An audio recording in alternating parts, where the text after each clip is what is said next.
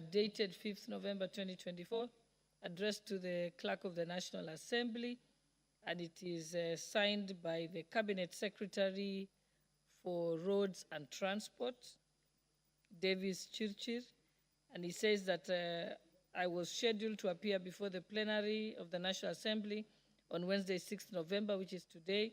However, I'll be accompanying His Excellency the President to the Republic of Sudan on an official visit on the same day. Owing to this, I'll not be able to attend this important meeting, but he is therefore requests that the meeting be rescheduled to a date that is convenient to the House. And I think the Clerk of the National Assembly has communicated the option of the dates he's supposed to appear. What's your point of order, Honorable Majority Leader? Thank you, Honorable Speaker. Just to confirm, yes, it's indeed true. The Cabinet Secretary did write, and I was copied in that letter. And we have also since written to him, requesting him to appear before the House next week, Wednesday, I think 13th of this month, next week on Wednesday, together with the Cabinet Secretary for Education, CS Migosi. But Honorable Speaker, allow me also, Honorable Speaker, now that I have the mic, to also ask members. For instance, if you look at the questions that were being asked, a number of the members whose questions were to be answered are not in the House now. You also, if you look at the order paper today, Honorable Speaker, there are quite a number of members. And I was just looking if I can find the member for Gatanga.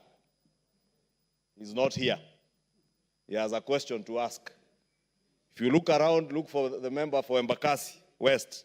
Honorable Mark Mwenje is not here, and he has a question to ask. On and on, I have seen the Honorable member for Baringo Central, Honorable Kandie, is here. And we must commend the Honorable member for Baringo Central. Gonzirai, the member for Kinango, not here. Member for Funyula, as always, Honorable Speaker, the member for Funyula is always in the House. He has a question, he is here. Member for Bahati, the Honorable Irene Joki, not here. Member for Malava, the Honorable Malulu Ijendi, he is at his usual seat. He is always there, and is a vice chair of a committee. Honorable Speaker, we were in the House, and I could go on and on and on and on and on. Dick Maungu, not in the House. Honorable Speaker, Honorable Robert Basil, not in the House. Sarah Korere, as always, in the House, and she's here. Oh, Basil is here, the member for Yata, my apologies. Rael Kasiwai, she sits somewhere. Just let the majority leader somewhere around there. finish his I point don't of see her. order. She's not in the House. Honorable member for Kajiado South, Samuel Parashina, of course, as always, never in the House. The member for Matuga, who is also a vice chair of the CDF committee, Kasim Tandaza, always in the House and in the House now. Member for Igembe Central, I am on a point of order, Honorable Speaker. Daniel Carido, always in the House. Members, he's here, Honorable the Speaker. majority leader is on a point of order. Sarah Korere, you will have an opportunity. So The member for Mwingi West, Charles Ngusia CNN, always in the House, but he's not there now. Member for Kolomani Shinali, usually on and off in the House, is not here. But Honorable Speaker, what point am I making? We were in the leadership conference last week. Honorable Speaker, under the able leadership of the chair of the Parliamentary Service Commission and also our speaker, and part of the issues that were raised by members in that conference is House attendance. And more so, calling on chairs and their vice chairs. Honorable Speaker, this afternoon, you have had to sit there and wait for at least 10 minutes for us to garner quorum. This House has not less than 60 chairs and vice chairs of committees. We only need 50 to transact business. If we add the leadership of the House, we have 70.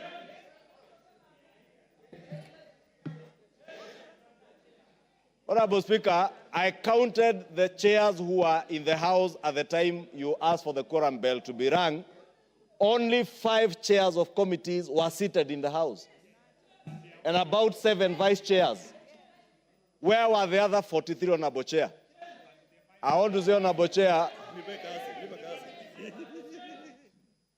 Honorable Speaker, I wanted to ask that you remind these chairs and their vice chairs, Honorable Speaker. As we said in Naivasha, we have only another 4 weeks to go for a long recess. But these are the 4 weeks of reckoning. If you are a chair of a committee, you must be in the House at 2:30. If you are a vice chair, you must be in the House at 2:30. There is no reason for the Speaker to come and sit and wait for quorum when there are members who have business to be transacted on the floor, they are not in the House. When we have chairs who should be responding,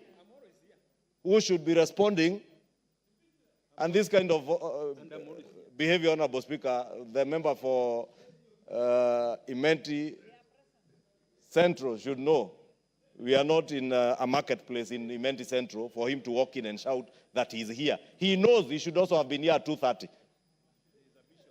Honorable Speaker, I was saying it's imperative that we reiterate from your seat, Honorable Speaker, the need for members to be in the House, especially chairs and their vice chairs, because even if all these members who have to ask questions were in the House, Honorable Speaker, and statements, you need those chairs and their vice chairs to respond and tell you when does the member expect an answer. And probably that is why the members who are even coming to ask questions are not here, because there will be nobody to respond to them. And let me tell chairs from both sides of the House, if you are a chair of a committee or a vice chair, please take your work seriously. If you do not, we have another 280 members who can take those positions. Do the honorable thing. If you don't have time for the House, just do the honorable thing. And you know, we're in this season, the season Junet Mohammed calls the season of impeachment. I am not encouraging anyone to impeach anyone.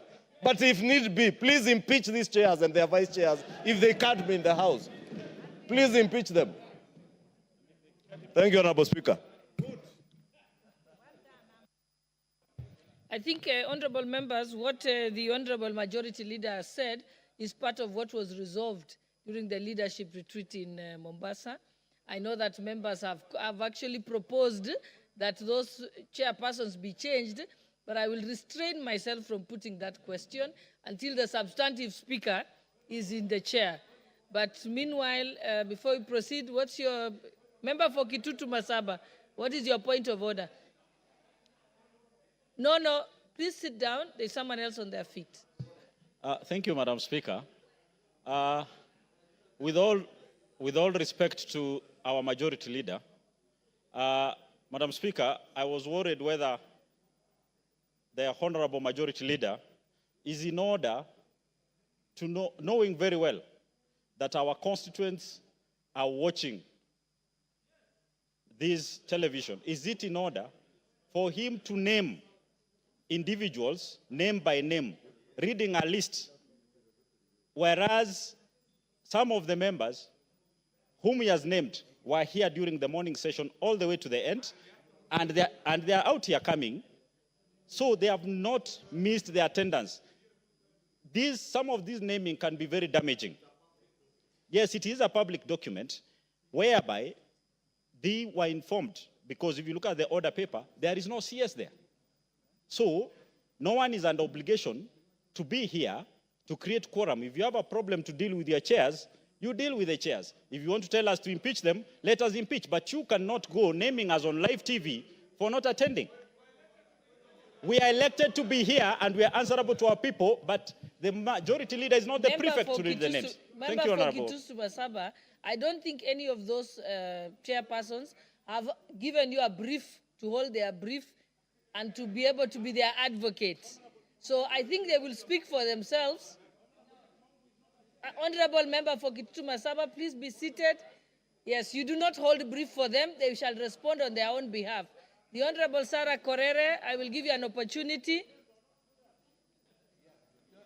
Thank you, Speaker. Speaker, I think I'm in agreement with the majority leader that those people who have been bestowed with leadership must be held accountable for the positions they have been given. And Madam Speaker, again on the cabinet secretaries, you know, Speaker, today, our very good friend and sister, Soipan Tuya, had lost her brother who was being buried today. I was to attend to that funeral, but I cancelled because the minister was appearing before this house to answer, among many questions, the issues of the Doldol Nanyuki Road, which has been a pain in our flesh for a very long time. So, Speaker, it is also good for these CSS to give us, you know, notice in good time, because we are now just hearing it here. We had the whole of yesterday, and even last Saturday, before we went for recess, it was cancelled the last day. So I think they should also try to just be sensitive, because we have a lot of things. Some members who are appearing on that list, I know, are not here today because they are in Narok attending the same burial. So Majority Leader, just be a bit sensitive and kind to your members.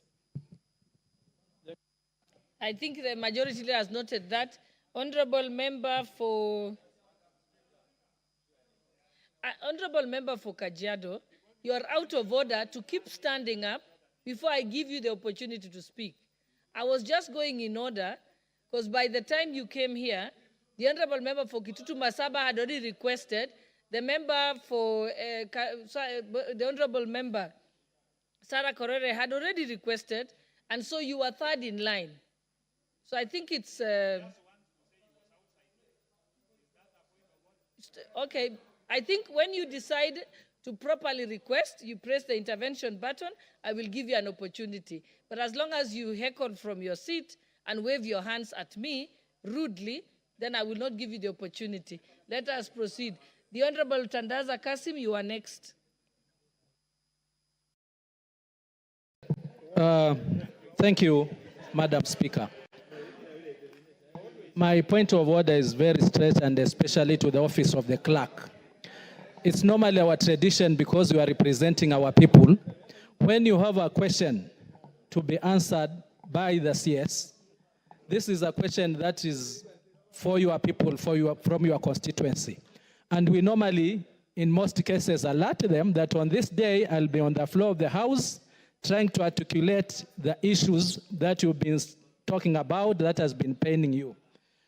Would it not then be in order that once you receive any communication from the CS that will not be available, you also inform those whose questions would be on the floor of the House, so that they can also tell their constituents that this question will not be heard today. Otherwise, you also put us in a difficult situation where you've told people that you are going to represent them, and then it's quiet. It's like, Mheshimiwa, you didn't know what was supposed to be happening, or you are cheating us, you are not representing us, and yet you got the information. Thank you, Honorable.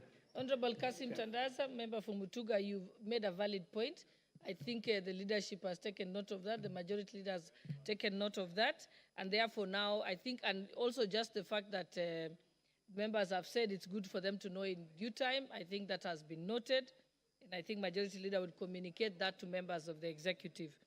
And for now, honorable members, allow me to reorder the order paper, that we go to order number 8, and then we can come back to any other statements. But before you make the announcement for order number 8, allow me to do this. Honorable members, I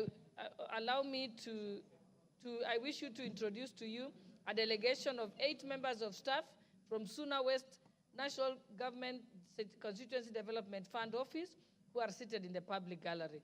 Honorable members, on my own behalf and that of the National Assembly, I wish to welcome them to Parliament and wish them fruitful deliberations. Thank you. Next order.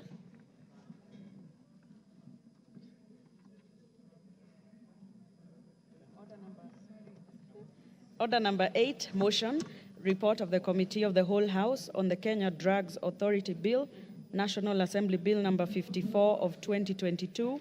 Question to be put.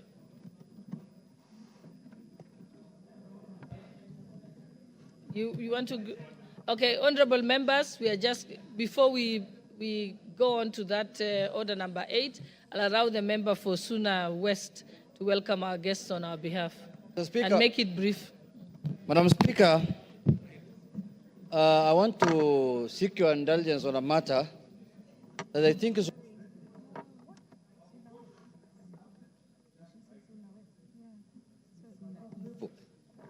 Hello, Madam Speaker, Mr. Speaker. Mr. Speaker, you know, when I saw a black man, I just knew things have changed.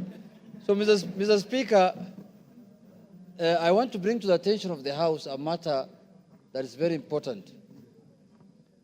Mr. Speaker, as you are aware, the issue of our main business here is legislation.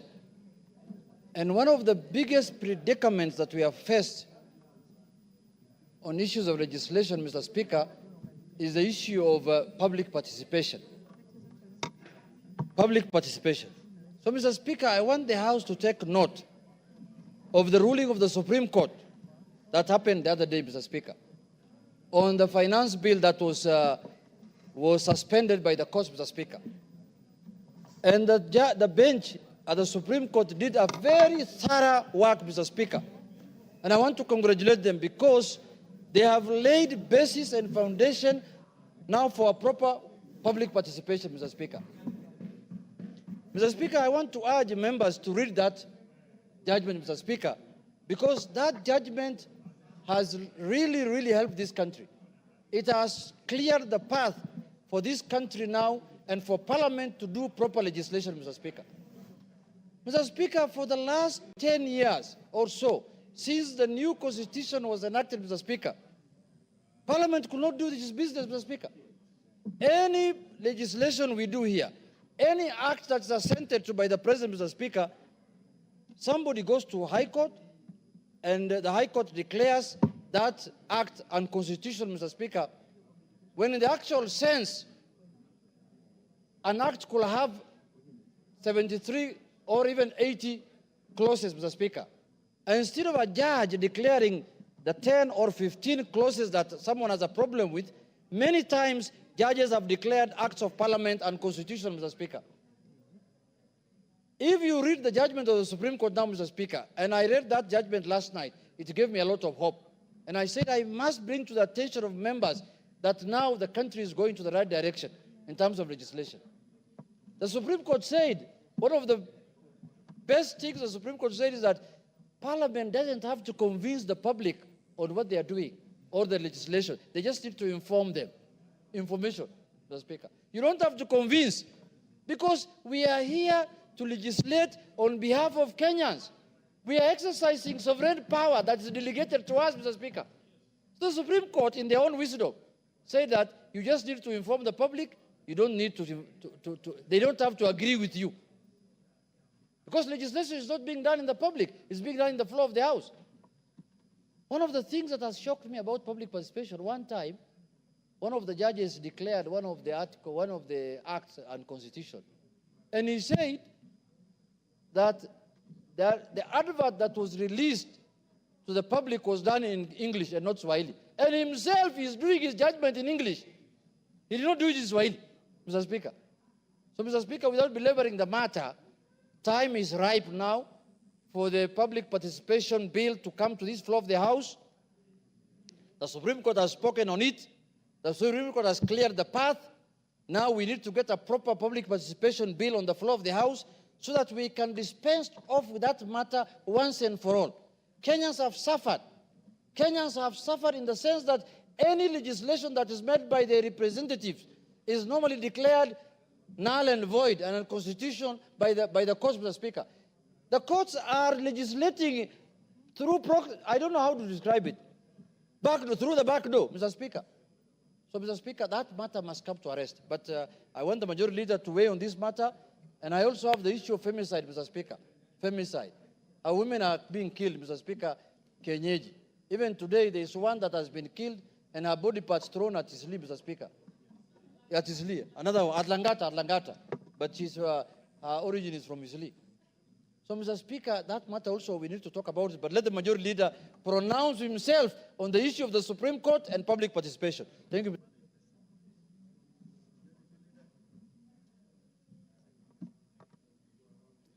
Thank you, Honorable Speaker.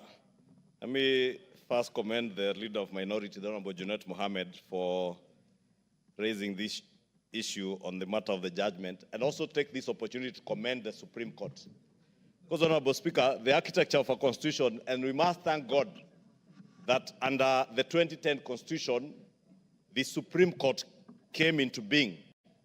Because, Honorable Speaker, as an advisory court also, they have now set the pace, as the Honorable Junet Mohammed says, for us to be able to enact substantive legislation to guide our public participation exercises in the legislative processes of this House and even those of the other House and our county assemblies, Honorable Speaker. Honorable Speaker, I want to agree with the Leader of Minority that in line with Article 2 of our Constitution, that says that the people may exercise their sovereign power either directly or through their democratically elected representatives. And those democratically elected representatives are the men and women who sit in this House and in the Senate, Honorable Speaker. And more so in this House, because it is this House that represents the people. And that is why you will find also in this Constitution, many of the bills that become law can emanate from this House and become law without going to the other House, to the Senate, Honorable Speaker, because we represent the people while our Senate colleagues represent our counties. And that is why those bills that touch on counties and county governments must, as a matter of the Constitution, go to the other House and may also emanate from that House, but must be completed in this House. And that is why I've always argued, Honorable Speaker, since 2013, when we began this new system with the bicameral parliament, that we don't need to belabor which House is superior to the other. If one House can enact legislation and it becomes law by itself, and the other House cannot enact legislation and it becomes law by itself, it has to go to the other House, then it goes without saying which House is the upper House, Honorable Speaker. But that is not the point, Honorable Speaker. The point is that public participation has been abused by a number of our judges, especially in the High Court. And I must commend the Supreme Court and those other judges who have exercised judicial restraint in making determination as to what constitutes good public participation. And I've read previous judgments on qualitative and quantitative analysis of what is good public participation, Honorable Speaker. But the Supreme Court now has put it very well. And I want to agree with Honorable Junet that it was misconstrued that public participation is a referendum. And in fact, during the public participation exercise of the impeachment process of the former deputy president, there are those who argued that way. And there are those who believe that we are going to carry out a referendum exercise. Public participation is to go out and collate the views of the public. But it's still up to the members of parliament to consider the views of the members of the public. And they may not necessarily be the right views. And you know, Honorable Speaker, it is said that opinions are as many as, I don't want to say what they say out there, but you know what they say, that opinions are as varied as you know what. And everybody has theirs. Therefore, as many views as we will get from the public, Honorable Speaker, the onus is still on us as the lawmakers to consider all those views, balance those views against what the legislation that we are making seeks to achieve, Honorable Speaker. And I'll take you back, Honorable Speaker, to the Finance Bill 2024.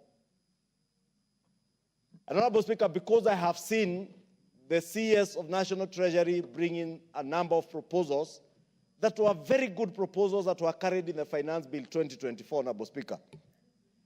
We went out to collect views of the public through the public participation exercise that the member for Molo, the Honorable Kimani Kuria, spent, I think, close to 14 days seated in County Hall, listening to Kenyans. And Kenyans came in their numbers to give their views. They said they do not want taxation on bread. They said they do not want to see taxation on motor vehicles. Kimani Kuria and the Finance Committee did a report which was tabled and adopted by this House in second reading, agreeing with members of the public that there should be no taxation on bread, no taxation on motor vehicles. Kenyans out there from the manufacturing industry, Honorable Speaker, appeared before the Finance Committee and told them that we are killing our manufacturing industry in Kenya because we are encouraging more of imports than local manufacturing. And it was players in the manufacturing industry through KEPSA, through the Kenya Association of Manufacturers, that brought proposals that would protect our local manufacturing industry, made proposals to levy excise duty on completed or finished products being imported from China, the Far East, Europe, including diapers and sanitary towels. But what happened, Honorable Speaker? The public were incited to believe that this House was levying tax on all diapers, on all sanitary towels, and you will remember our young daughters telling us in their parlance out there how our bunge hata hawataki tunyeshe sasa. You know, Honorable Speaker, how embarrassing when we saw it was when we watched our daughters, our teenage daughters, telling us that hatutaki wanyeshe. Whereas it is them that we sought to protect. It is our young mothers, our young daughters, our sisters we sought to protect from cheap, completed products of sanitary towels, which nobody can authenticate how hygienic they are. The standards that they've been manufactured under in the West and in the Far East, Honorable Speaker. And some of these Far East countries, Honorable Speaker, you know, they have no standards. You get what you pay for. And it is that we sought to levy excise duty on, so that we protect that local manufacturer who is manufacturing sanitary towels in Mlolongo, another one in Ruiru, another one in Juja, another one in Nakuru, Honorable Speaker. It is the farmer in Western Kenya and Luo Nyanza and parts of Nyanza, Honorable Speaker, that we sought to protect, who has now been given cotton seed, BT cotton seed, to produce cotton for the value addition of these manufacturing industries, Honorable Speaker. It is the Kenyan youth who are on the streets we sought to protect, to create jobs for them in those factories here, Honorable Speaker. But what did we do? We were told, reject. We rejected, we lost jobs. We rejected, we exported jobs to the Far East. No wonder, Honorable Speaker, today, when CS Mutua announces 3,000 jobs, in Qatar, 30,000 Kenyans turn up at KICC. I want to plead with the Kenyan people, and more so our fourth state, Honorable Speaker. Let us be responsible in how we communicate to our people, because we end up misleading our people, and at times even us as political leaders, we are guilty, because we end up saying what we think is popular with the public, but not what is right. And I've said here, Honorable Speaker, before, what is right is not necessarily what is popular, Honorable Speaker. Therefore, in terms of public participation, I want to ask all our committees, when we embark on public participation, our work is to listen to the views of the public and balance it against the legislative proposals that we have and against the policies that we seek to anchor that legislation on, Honorable Speaker. Because it is only you who, upon being elected, like the member for Kajiado South, the people of Kajiado South believe that the member of Kajiado South is the best amongst their people, Honorable Speaker. And therefore, because he's among the best of Kajiado South constituents, they entrust him to come and make laws on their behalf. And therefore, they expect the member for Kajiado South or the member for Kikuyu to know better. And by knowing better, to be able to know this legislative proposal that is before the House is anchored on the policy of import substitution. And therefore, you must balance the question of import substitution, the policy of import substitution, against the legislative or the tax proposals being made vis-a-vis the interest of business people who are importing cheap products that endanger our women, our young girls, Honorable Speaker, and it is only these honorable men and women in this House who can do that. Therefore, in conclusion, Honorable Speaker, let me inform the minority leader that indeed the office of the Attorney General is in the wee hours of finalizing on the public participation bill, a substantive bill that now, even further informed by what the Supreme Court has said, will guide our public participation exercise moving forward, Honorable Speaker, so that we do not find many of the statutes that we enact into law in this House and in the other House, Honorable Speaker, being rendered unconstitutional on the basis of public participation.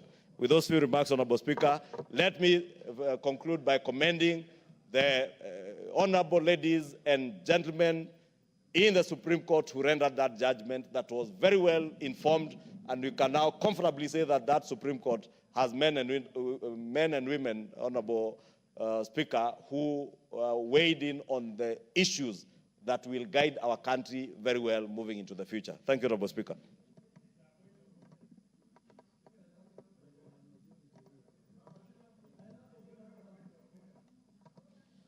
Thank you very much, Honorable Speaker. Honorable Speaker, I also want to join my colleagues, the minority leader and the majority leader. Number one, in commending and appreciating the judgment made by the highest bench, the Supreme Court, as far as public participation is concerned, Honorable Speaker. Honorable Speaker, there was, like the minority leader has said, this can only be related to a study in jurisprudence, Honorable Speaker, that you and I know on a particular case. We call it the Spelunchian Explorers case, Honorable Speaker, and you and I know that very well, where because of lack of written law and quality jurisprudence that would have either convicted or acquitted the explorers, the Spelunchian Explorers, Honorable Speaker, there arose confusion in the bench where we found the Chief Justice hardly making decisions in that case. We found a positivist in the bench, I think Justice Keane. We also found a clear naturalist and one who even never wanted to touch. This question of public participation, Honorable Speaker, has brought a lot of confusion within our high courts and within our courts, Honorable Speaker, where one judge's view in the High Court in Kajiado, another judge's view in Kisii, another judge's view in Kerugoya, another one in Mombasa, and another one in South Mogrango. Very soon we'll get a High Court in South Mogrango. We are lucky to have a magistrate court so far. Honorable Speaker, when you read such laws, you will then be left wondering, and this House will be left wondering, which particular judgment would you, want to refer to when creating your own jurisprudence in terms of making the public participation worthwhile, Honorable Speaker. And that is why it is very important for this Supreme Court to have come with a clear distinction on what this House on what this House ought to do in terms of public participation. Because, Honorable Speaker, I was mesmerized by definitions of what a quality. I read one judgment that said what was a quality public participation. The parameters one created. What we are suffering from, Honorable Speaker, is actually what we call judicial activism, where some people, and I say this with tremendous respect to members of the judiciary, where some members of the judiciary, Honorable Speaker, decided to be activists and populist, start making populist decisions. In fact, you'll even be, you'll be forgiven if you actually predict the outcome and then it comes exactly as it is, because you would see conversations on social media, or now a judge would interpret this public participation direction, and the following day when you read that judgment, it is as exactly as it was written by some people on social media. This is mere judicial activism, Honorable Speaker. And the direction the Supreme Court has actually given us as far as public participation is concerned, it is a right jurisprudence.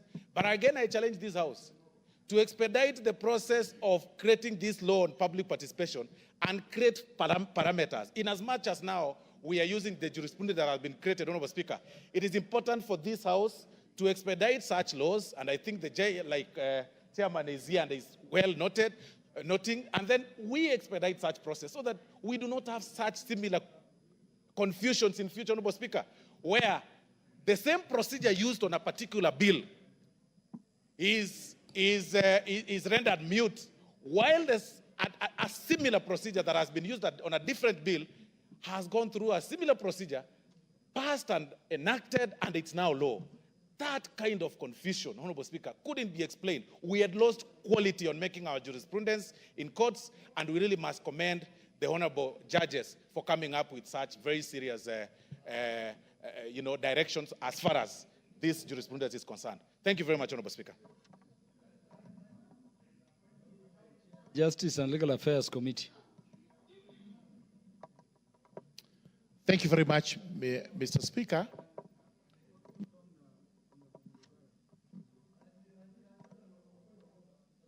I've not allowed you to speak. Yeah, it takes the speaker to recognize you. When the speaker doesn't and you insist, you become disorderly, and it may cost your presence in this afternoon. Yes, so you are not yet recognized. Let Honorable Murugara proceed. Thank you. Thank you very much, Mr. Speaker. Mr. Speaker, the issue of public participation is a very important issue in this country. And we allowed the Supreme Court for the interpretation and the guidance it has given to the House and to Kenyans as regards what exactly is public participation and to what extent should this House consider views collected from the public during public participation. Indeed, it is true, many people think that when we go for public participation, we should be collecting views and votes from the public, so that if the public votes against whatever it is we are proposing, then it fails. Nothing is far from the truth than that, because the fact remains public participation is purely to ensure that our public is well informed as regards the legislative proposals we have here or whatever action Parliament is taking, so that the public does not plead ignorance at any time. Two very important things to say. JLAC has two drafts of public participation acts, which we are looking at. In fact, we had scheduled December to be our deadline, so that we are able to produce something for the House to look at. But we are happy to hear the Leader of Majority saying they are also working on an act of Parliament, which will be coming to us in due course and which we will be debating when the right time comes. Because part of public participation is the question which recently, on Monday, the newly appointed Deputy President of the Republic of Kenya, Professor Kithure Kindiki, posed to the judiciary. What is the difference between the public interest and the national interest? And which of the two is higher than the other? Because as far as public interest is concerned, and that goes with the public participation, there may be an element of mobilization towards rejecting a popular idea of the government. Is that what you should be calling public participation and the public interest? Or we should be looking at the bigger good of the country, what is beneficial to the country, and we should be carrying that as actually what entails public interest. All this is going to come before the House. We have to prepare ourselves so that we can enact one of the best laws in the country, guided by the judiciary, so that we produce an act of Parliament on the public participation which is acceptable across. Thank you very much. Honorable Kimani Kuria, you want to speak to this? I hope you are not laying. Okay. So, Honorable Chair, Honorable Speaker, I want to join my colleagues in celebrating the Solomonic wisdom of the ruling by the Supreme Court of the Republic of Kenya. Honorable Speaker, the reason why the finance bills for the last 2 years have become a subject of discussion in the whole country is because the Departmental Committee of Finance and National Planning made a deliberate decision that we would engage members of the public to seek their views and to have their voices heard on the matters that are going to affect their lives and matters that are going to affect our Honorable Speaker. I, however, noticed, Honorable Speaker, that during the process, perhaps what we should have started with was civic education on what is a lawmaking process and how is a lawmaking process done. Because, Honorable Speaker, we saw even very educated people display their ignorance on the process of lawmaking. Honorable Speaker, I dare say that we had one of the most progressive reports that the Finance Committee of Finance and National Planning Committee tabled in this House, and this Honorable House approved at the third reading. The issues that members of the public were raising had sufficiently been addressed in our report. And how we are finding now, Honorable Speaker, now, is that those matters that should have been passed in, for example, reducing the weight of taxes on payslips by making these statutory deductions like SHA and housing levy become tax allowable for payee, were matters that we had considered. Honorable Speaker, we have thousands, if not millions, of Kenyans that were locked out of tax amnesty, a matter that we had considered and extended the tax amnesty to next year, where we are saying you pay your principal tax, or you have a commitment to your principal tax, and you have your interest and penalties all forgiven.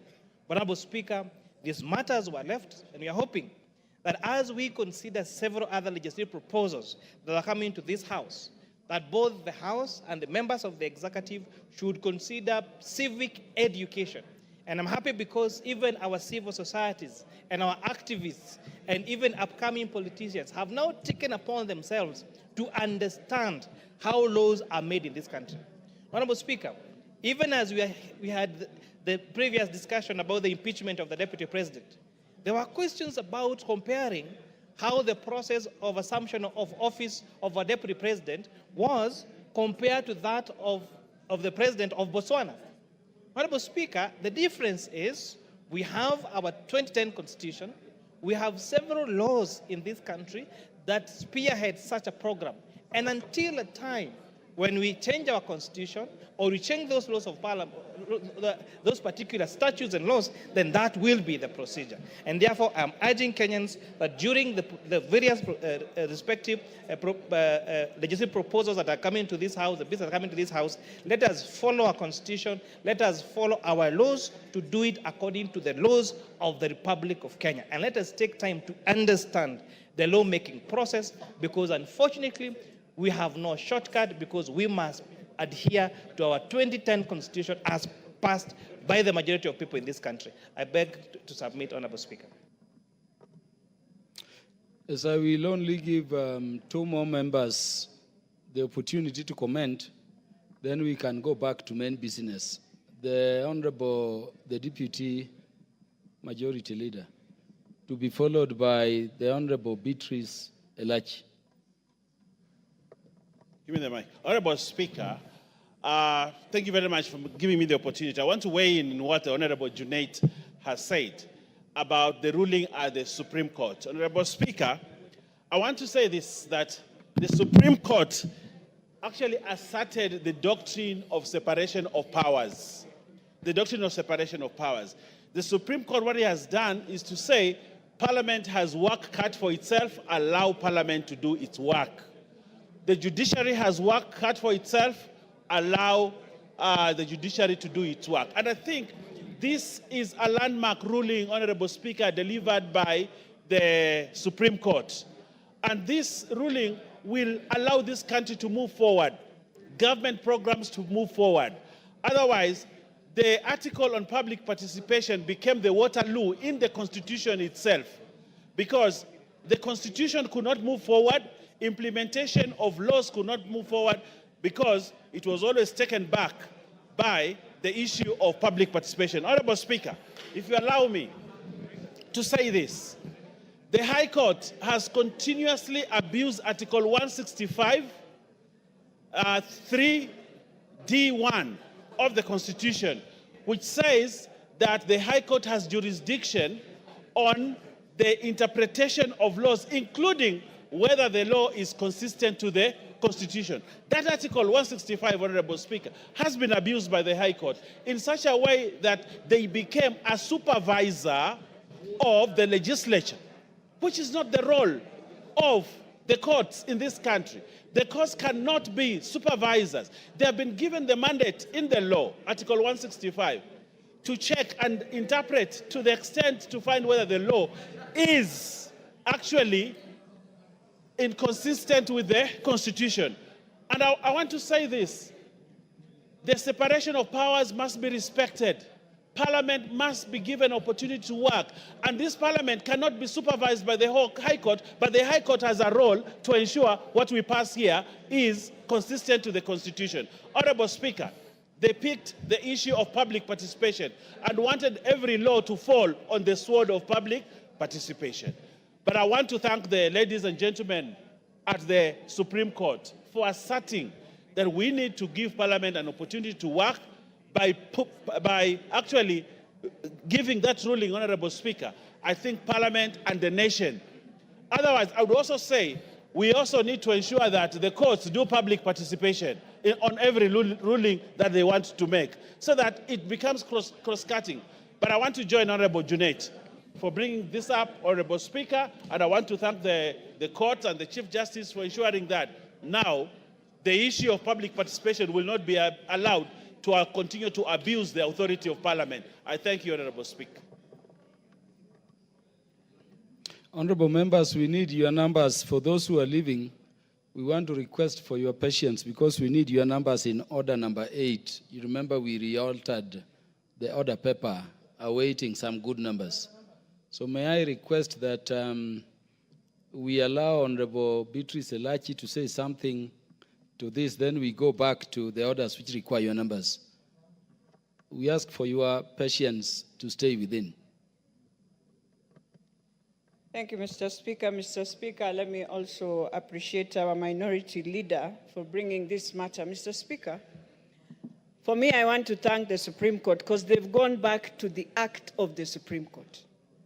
That indeed the purpose of why we had the Supreme Court in this country and we really wanted as an aspiration for this country was which court will be there for public interest. And when you look at the objects of the Supreme Court Act, it is very clear, especially at C, that they need to develop rich jurisprudence that respects Kenyans' history and traditions and facilitate its social, economic, political growth. And Mr. Speaker, when you look at all the cases we've gone through, one of the things that the High Court has always disregarded is public interest. What is this good? You find that in a judgment, Mr. Speaker, this is the same arm of government that has already received resources, it has spent that resources, and then you nullify the whole bill. But you are an arm of government that is spending also. And then there you wonder, what just happened in our country? So for me, we have gone through a rough time of public participation until the last one of Kerugoya, we had to go now to constituencies. At least we've come now to an agreement of both arms that indeed you need to notify, you need to ensure.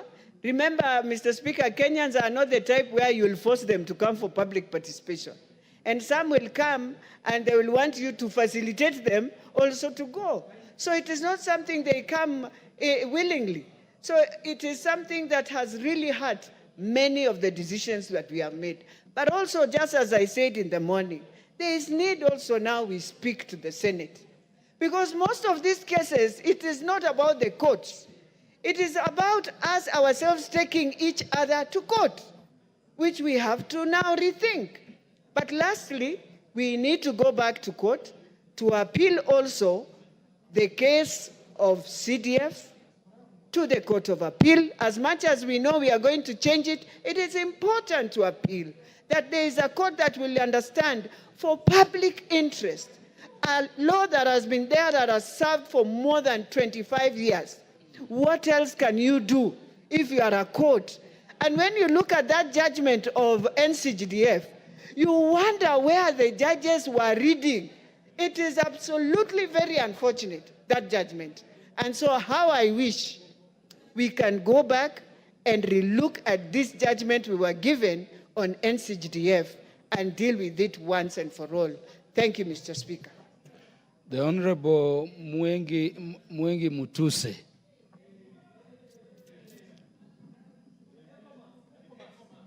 Ekomas Mwengi Mutuse. Thank you, Mr. Speaker, for the opportunity to contribute on the important question that has been brought by the Honorable Junet Mohamed. To my understanding, Mr. Speaker, Supreme Court is a court that is supposed to balance between philosophical, technical, and the political interests of a country. And if you look at the historical foundations of the creation of Supreme Court right away from America, you realize that it is a court that is supposed to create stability in a country.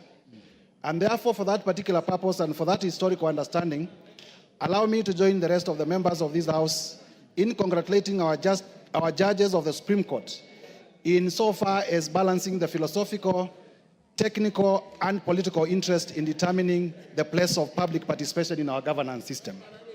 Having said that, Mr. Speaker, and having had a cursory look at the decision of the Supreme Court, I realized that the Supreme Court did lay grounds, factors, and the test that is to be relied upon in terms of initiating public participation for legislative work and for decisions on policy matters, in terms of how those decisions are going to be processed through the legislative system, but also importantly, the test upon which courts of law are going to use to determine whether public participation indeed has been applied satisfactorily, both qualitatively and quantitatively. And therefore, the invitation to this House to enact swiftly a law on public participation is most welcome. As my chairman, the Honorable George Gitonga Morogara, has said, in the Justice and Legal Affairs Committee, we had begun to look at ways of closing this gap because we were also aware, as a committee of the House involved in matters justice and matters law, that we cannot continue having a legal lacuna in terms of public participation. Because, as members have aptly put it, a lot of legislation, very good for the country, has been shot down because of misunderstandings. Just different judges reading from different scripts as to what is the place of public participation. And I will therefore be very supportive when finally the state publishes the public participation law in line with the decision of the Supreme Court. But also importantly, Mr. Speaker, as this House considers the question of public participation, we may also need to consider the question of a referendum law, because hand in hand with public participation is the place of a referendum in our governance system. And therefore, we'll be also urging the majority leader to also liaise with government so that even as we enact a law on public participation, we also enact a law on referendum so that the country is adequately resourced legally to deal with these two issues. I thank you, Mr. Speaker, for the opportunity to contribute. And I want to assure the House that having successfully impeached a deputy president, I am not going to impeach any other person soon, because we cannot go lower than that. Thank you. I think we allow the members who have spoken to the matter to speak on behalf of the whole House. Call order number 8. Order number 8, motion, report of the Committee of the Whole House on the Kenya Drugs Authority Bill, National Assembly Bill number 54 of 2022. Question to be put. Yeah, honorable members, I order. Honorable members, I now put the question that this House do agree with the report of the Committee of the Whole House on its consideration of the Kenya Drugs Authority Bill, National Assembly Bill number 54 of 2022, up to clause 79, and seek leave to sit again. Will as many as are of that opinion say aye? Aye. Will as many as are of a contrary opinion say nay? The ayes have it. Next order. Order number 9, motion, first report on the implementation status of House resolutions on committee reports and public petitions. Mover to reply. Again, the chairperson of the Committee on Implementation to reply as briefly as possible. We want to put the question to this one. Thank you, Mr. Speaker. I beg to reply, and I want to thank the honorable members for their contributions, Mr. Speaker. And the most important thing that I want to ask those ministers and departmental heads, Mr. Speaker, that when they do budgeting, they need to include some money to enable the implementation of some of the resolutions, Mr. Speaker. Mr. Speaker, I want to donate only 2 minutes to Honorable Mwenje. The Honorable Raphael Wanjala, Chairperson, Committee on Implementation. If you intend to donate, you donate before you reply. So unfortunately for those members, they have been overtaken. Okay, Mr. Speaker, So just reply. I beg to reply. Thank you very much. Honorable members, let me also put the question to this. Honorable members, I now put the question that this House adopts the first report of the Select Committee on Implementation on the implementation status of the reports on petitions and resolutions passed by the House, laid on the table of the House on Thursday, 26th October 2023. Will as many as are of that opinion say aye? Aye. Will as many as are of a contrary opinion say nay? The ayes have it. Yes, we had reorganized the order paper. Can you go back to order 7? Order number 7.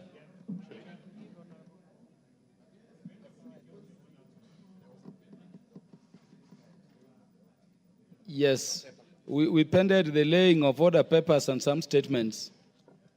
The Chair, Departmental Committee on Finance and National Planning. Thank you, Honorable Speaker. Honorable Speaker, I beg to lay the following paper on the table of the House today, Wednesday, the 6th of November, 2024.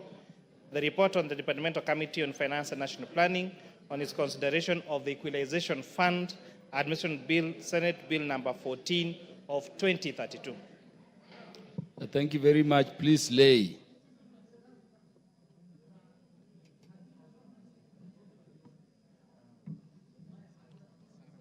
Do we deal with these people? Yes, then the Honorable Peter Francis Masara, the MP for Suna West. Thank you, Mr. Speaker. Mr. Speaker, first, allow me also to welcome the delegation from Suna West, NGCDF, both the committee and the staff who are today the guests of the August House. Mr. Speaker, I want to appreciate them and those who are not here for working so hard to make Suna West shine the way it is shining. Therefore, Mr. Speaker, allow me,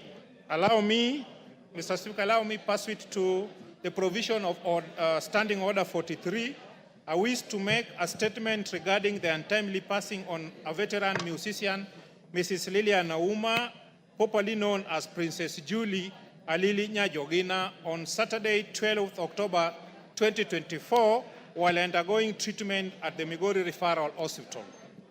Honorable Speaker, the late Princess Julie was a veteran Luo Benga singer who hailed from Suna West and became popularly known for the viral song Dunia Ni Mbaya.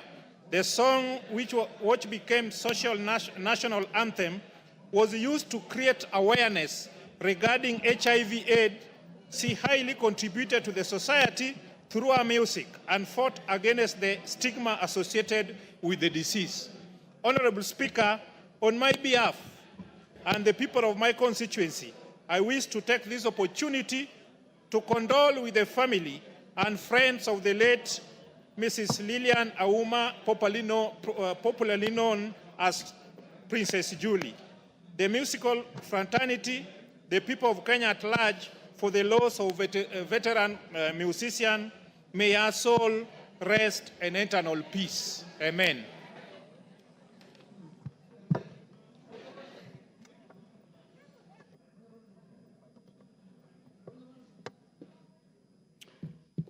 As the minority leader. Mr. Speaker, I also want to convey my condolences to the family of Prince Julie. Mr. Speaker, Migori County has lost a very, very serious artist and a very serious person who has used music to teach people many things, Mr. Speaker. Mr. Speaker, as you are aware, Prince Julie, at the height of her career, when Kenyans were faced with the scourge of HIV/AIDS, Mr. Speaker, she came up with a set of music that has taught people how to behave and how to make sure that Kenyans live in a manner that they can stay away from that kind of disease, Mr. Speaker. Mr. Speaker, her burial is tomorrow. I want to say Paul to the family, Mr. Speaker. We have lost a great musician. We have lost a great artist, Mr. Speaker. And I hope and believe that one day somebody like her will emerge from our county who is going to be useful to the population, Mr. Speaker. Those few remarks, Mr. Speaker, thank you very much. Thank you, Honorable Peter Masara, for that statement, and thank you, Minority Leader, for that recognition to Princess Julie. On behalf of the National Assembly, we record our condolences, and we pray for God's comfort and strength to the family of Princess Julie.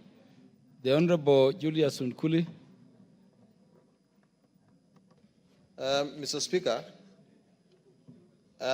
pursuant to the provisions of Standing Order 44.2c, I rise to request for a statement from the chairperson of the Departmental Committee on Administration and Internal Security regarding two organizations known as SOS Mission and SOS Adventure operating in Kilgoris constituency. Honorable Speaker, several concerns have been raised regarding organizations that have established themselves near Olentore River in Kilgoris town under the names SOS Mission and SOS Adventure. It is unclear whether these two entities are distinct or are a single organization. At present, the majority of their employees appear to be foreigners. The organizations operate numerous heavy commercial lorries and other vehicles. Additionally, they have constructed a large warehouse and taken up premises to operate a restaurant. The objectives and activities of these two organizations are not clear to the local community and thus raising security concerns regarding their presence in the area. Honorable Speaker, it is against this background that I request for a statement from the chairperson of the Department Committee on Administration and Internal Security on the following. One, a comprehensive report on the foreigners who have settled in Kilgoris under the auspices of the SOS Mission and SOS Adventure. Two, provide information on whether the two organizations are duly registered and licensed to operate in the country and whether their employees have valid work permits. Three, details regarding the operations and activities of these organizations in Kilgoris.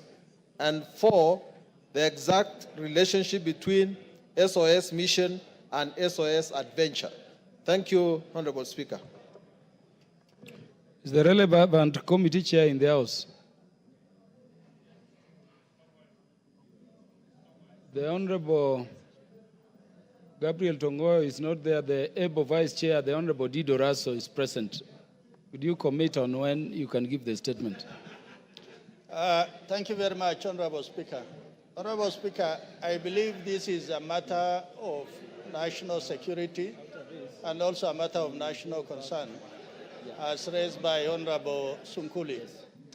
But also going further, you are saying this is within the realm of NGOs. Most likely, they might have been allowed to operate in Kenya by NGOs, but within 2 weeks, we'll be able to give a brief back to the House, Honorable Speaker. Thank you very much. Honorable Julius Unkuli, you're satisfied by the commitment, no doubt. Yeah, of course, the 2 weeks, but I'm not looking at it from the NGO angle. I'm looking at it from the security angle. because these are people we don't know what they are doing, and 2 weeks is good time to do the research. So thank you for indulging the committee to that extent.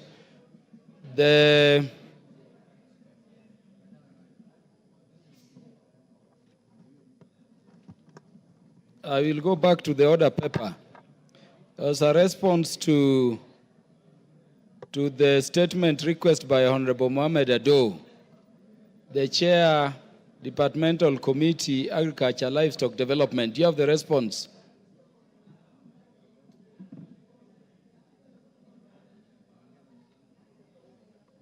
The Chair, Agriculture and Livestock Development Committee.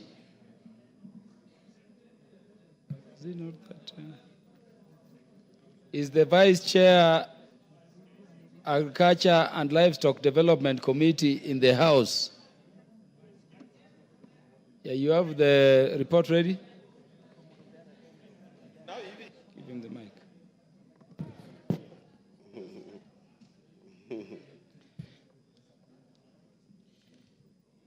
Yes,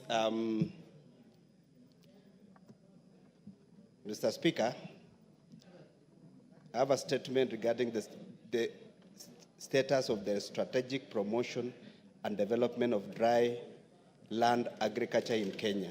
Is Honorable Mohamed Ado in the House? Yeah, good. Yes, we have a response to his statement. And the general overview of agriculture sector, dryland agriculture in Kenya is vital for enhancing food security, improving livelihood, and promoting sustainable development in arid and semi-arid areas. Over 75% to 80% of Kenya land is classified as dry lands, as initiatives focusing on this sector have been essential for addressing challenges posed by climate change, land degradation, and population growth. Number one, policy and strategic plans aimed at promoting dryland agriculture in arid and semi-arid regions, and clear framework, if any, to guide investment and interventions, including the development of water infrastructure for irrigation purpose. The response from the Ministry of Agriculture and Livestock Development has developed the following policies and strategies to promote dry land agriculture. Number one, National Agriculture Policy. The National Agriculture Policy aligns dryland agriculture initiative with the Kenya Vision 2030. Number two, Agricultural Sector Transformation and Growth Strategy. The strategy emphasizes the sustainable agricultural practices that enhance food security through transformation of agricultural sector for growth. Number three is climate change policies. These policies integrate dryland agriculture into into national climate change action plan, the Kenya Climate Smart Agriculture Strategy, the Climate Smart Agriculture Implementation Framework, the Climate Smart Agriculture Monitoring and Evaluation Framework to enhance resilience to climate impacts. This includes promoting adaptation with mitigation benefits, strategies, and sustainable land management. Strategy number four is financial support and investment. This is done through public-private partnership to implement or to invest in infrastructure and technology for dry land agriculture. This includes access to credit facilities and insurance products tailored to farmers in dry land areas. Number five is research and development. Agricultural research institutions are supported to do research focusing on local or locally unique challenges and opportunities within dryland agriculture, fostering innovation and development of locally adopted solutions. Number six is social safety nets and food security programs. This is by ensuring alignment with programs aimed at improving food security, such as National Safety Net Program. The program support vulnerable population in dry land regions during periods of drought, crops failure, such as crops and livestock insurances, subsidies such as fertilizer seeds and breeds. Statement number 2 is initiatives that the government has put in place to support farmers in ASAL's regions, including provision of knowledge and tools needed to engage in sustainable and productive agricultural activities. The response here is the government is implementing several projects aimed at supporting farmers in ASAL regions. One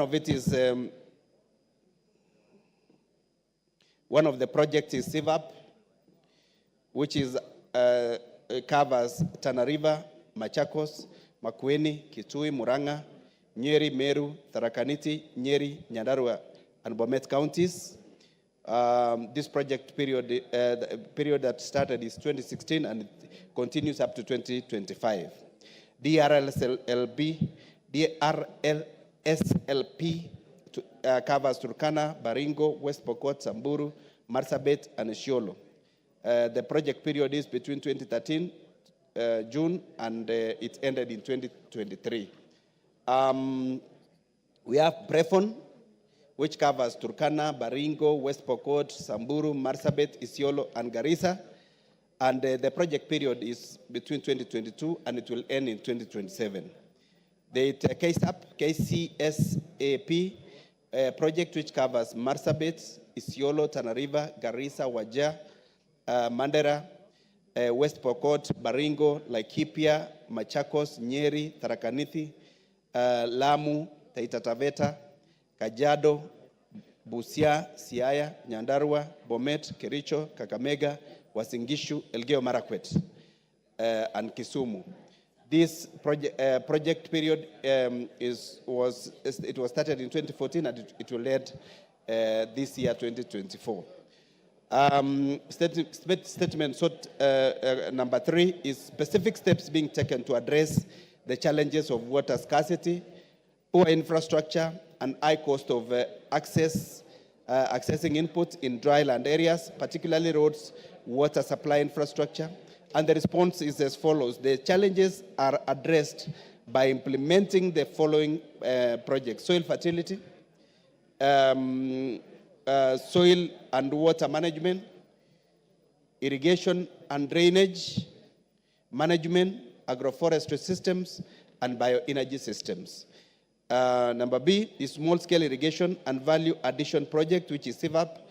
The projects has implemented the following activities in ASAL areas: 11 irrigation schemes, 19 micro-irrigation schemes, 48 water pumps or earth dams, 49 boreholes and shallow wells, 41 additional boreholes under construction, 18,087 hectares catchment, watershed under development, 419 kilometers of rural road under rehabilitation, 45.9 additional kilometers of roads under construction, 7 post-harvest handling market and grading sheds have been constructed, 3 additional grading sheds under construction, 3 livestock sale yards have been constructed, 4 additional livestock sale yards under construction, 12 processing facilities, 11 honey processing, 1 mango processing, 2 pasture reseeding plots of 200 acres, and 205 income generating activities. Groups supported with assorted equipment to boost production and value addition. Number C is droughtless resilient and sustainable livelihood program, which is DRSLP. The program has implemented a number of projects, which include 7 irrigation schemes, 27 water pumps, 110 boreholes, 10 shallow wells, 5 subsurface dams, 25 livestock sale yards, 25 hay shed stores, 910 acres of commercial pasture plots, 6 vet laboratories have been equipped, 4 cattle dips constructed, 40 groups supported with value addition equipment of honey production and marketing for income-generating activities. Number D is planned and ongoing intervention by building resilience for food and nutrition security, that is PREFON. They have actually been able to do 28 water pumps, 28 boreholes, 28 shallow wells, 28 subsurface dams, 21 livestock market upgraded and equipped with disease surveillance, 14 livestock market under construction, 28 fodder banks, which is 16 fodder banks under construction, 7 pasture demonstration plots, 7 irrigation schemes, 7 irrigation water users association formed and strengthened.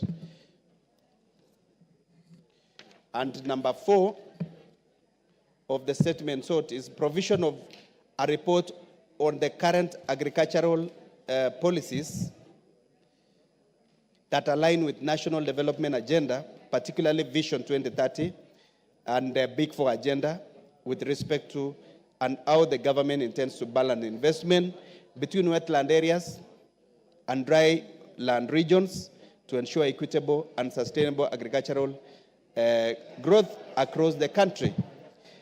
The response is the agriculture policies that align with National Development Agenda are 1, Agricultural Center Transformational and Growth Strategy, ASTGs, Kenya Climate Smart Agriculture Strategy and its implementation framework, and Agriculture Mechanization Policy. And that's the end of the statement, which was sought by Honorable Mohamed Ado. Response to that particular statement. Thank you, Chair.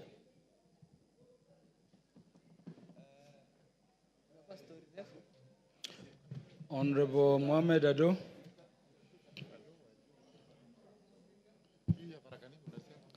Thank you very much, Honorable Speaker. I really would like to thank Honorable Brighton Yego for attempting to answer the questions I had put. That is not the statement I had sought. What we have is a very shallow, very, very shallow statement that does not meet the requirements of what I had requested. What we got from the honorable member is just an enumeration of probably what the Ministry of Agriculture has done in different parts of the country.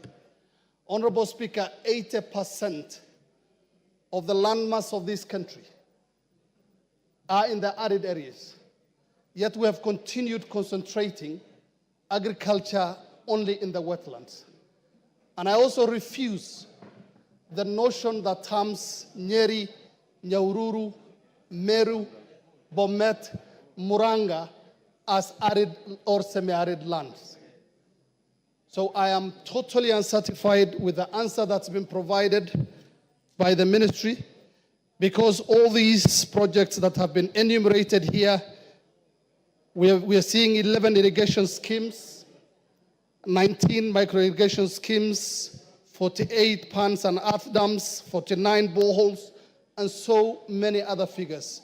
And they're not saying exactly where these projects have been initiated. Honorable Speaker, I am aware of farmers very eager to grow their own food and sell the rest to surplus. People who are struggling with lack of water. They have the land, they have the human resource, but they have very little help, not from the county governments and not from the national government. And that is why I brought that question to the floor of the House. I'm deeply unsatisfied. Thank you very much.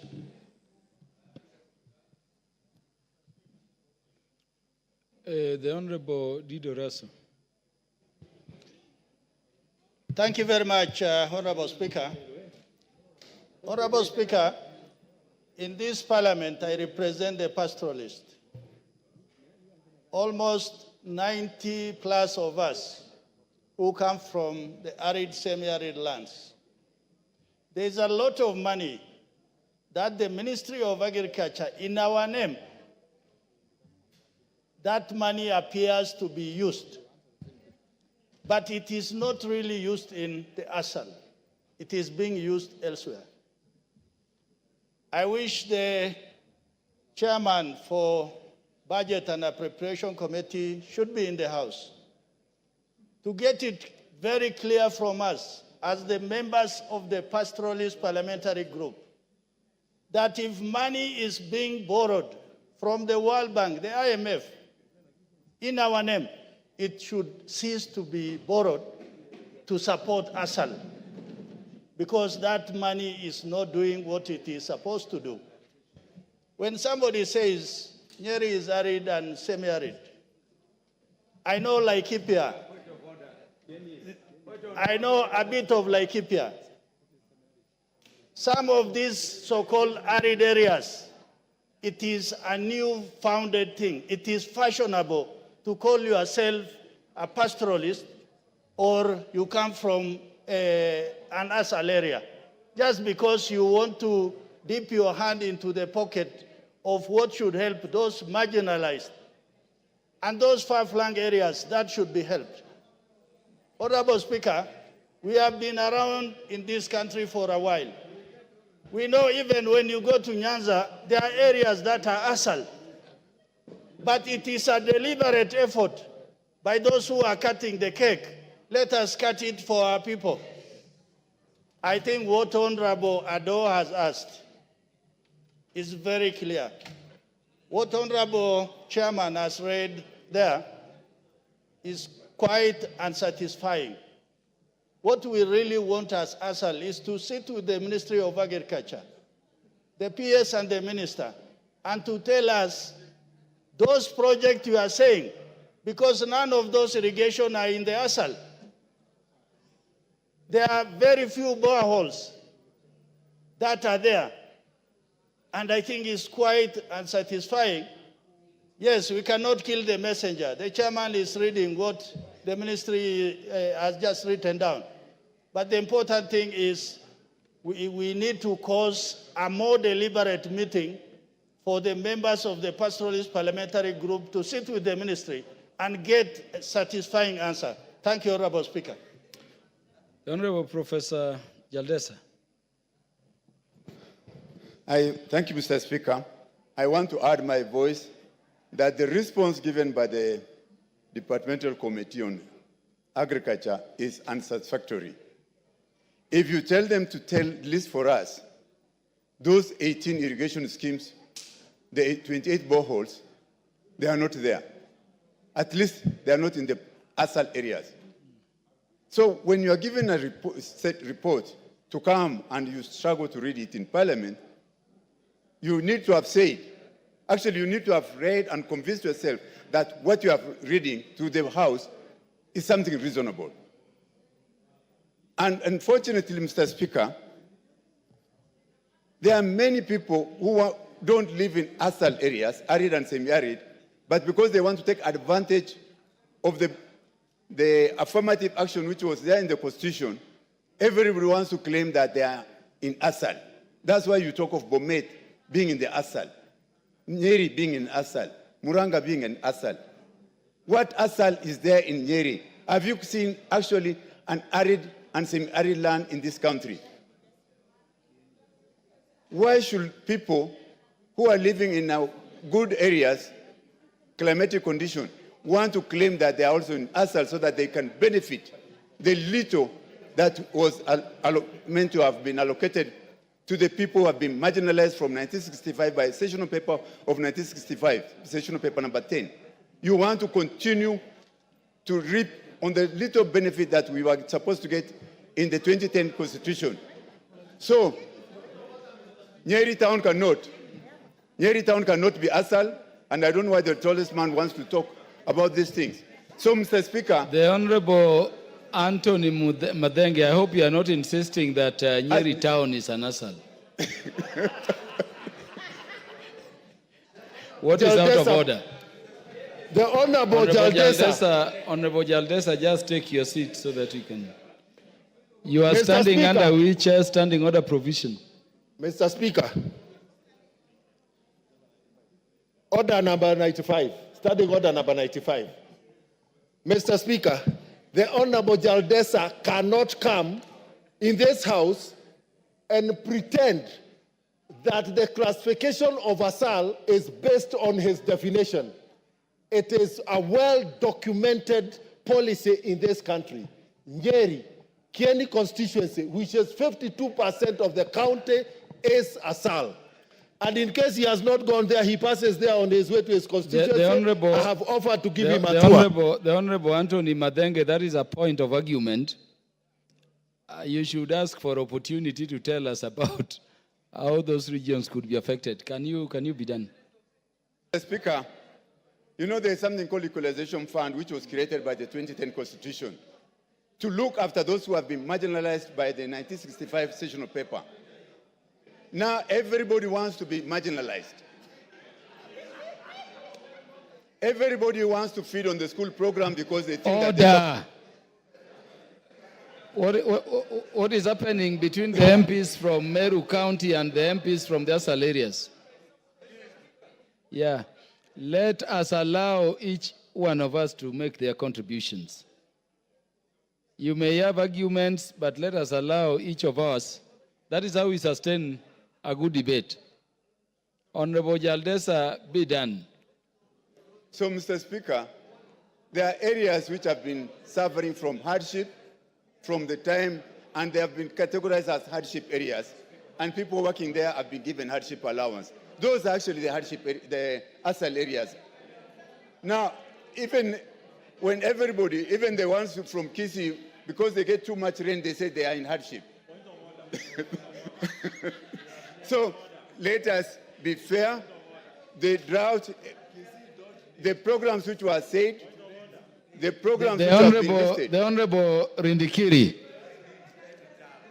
Order. Honorable Rindikiri. Honorable Rindikiri, you are running afoul of our standing orders. You can consult at a tone that allows us to debate. Be done, Honorable Jaldesa. Thank you, Mr. Speaker. And don't be bowed or cowed. I was personally asking myself why Homa Bay Town constituency is getting 6 million equalization fund. Yes, so don't be worried. Make your points. Because when you make them, members can resolve better for the good of the entire country. So, Mr. Speaker, let us be sympathetic and considerate to the people who have been marginalized and have suffered hardship of all forms since independence, so that the rest of us, if there are those 28 boreholes, we want to know exactly where those boreholes are. If there were fodder farms and whatever they are, we need to know exactly where those things are so that people know that we have benefited. But when it's on the paper and people have a tendency of using this money on paper. Honorable Jaldesa, you have 10 seconds. Okay. So with those things, I think the report which was given by the committee is unsatisfactory, and I request through you, Mr. Chair, the Speaker, that these people will give us a better report on the question that were asked. Thank you. So before we give final directions, let me allow the Honorable Kainan, because of rank, and the Honorable Beatrice Elachi to tell us how Nairobi is an asal after that. Thank you, Mr. Speaker.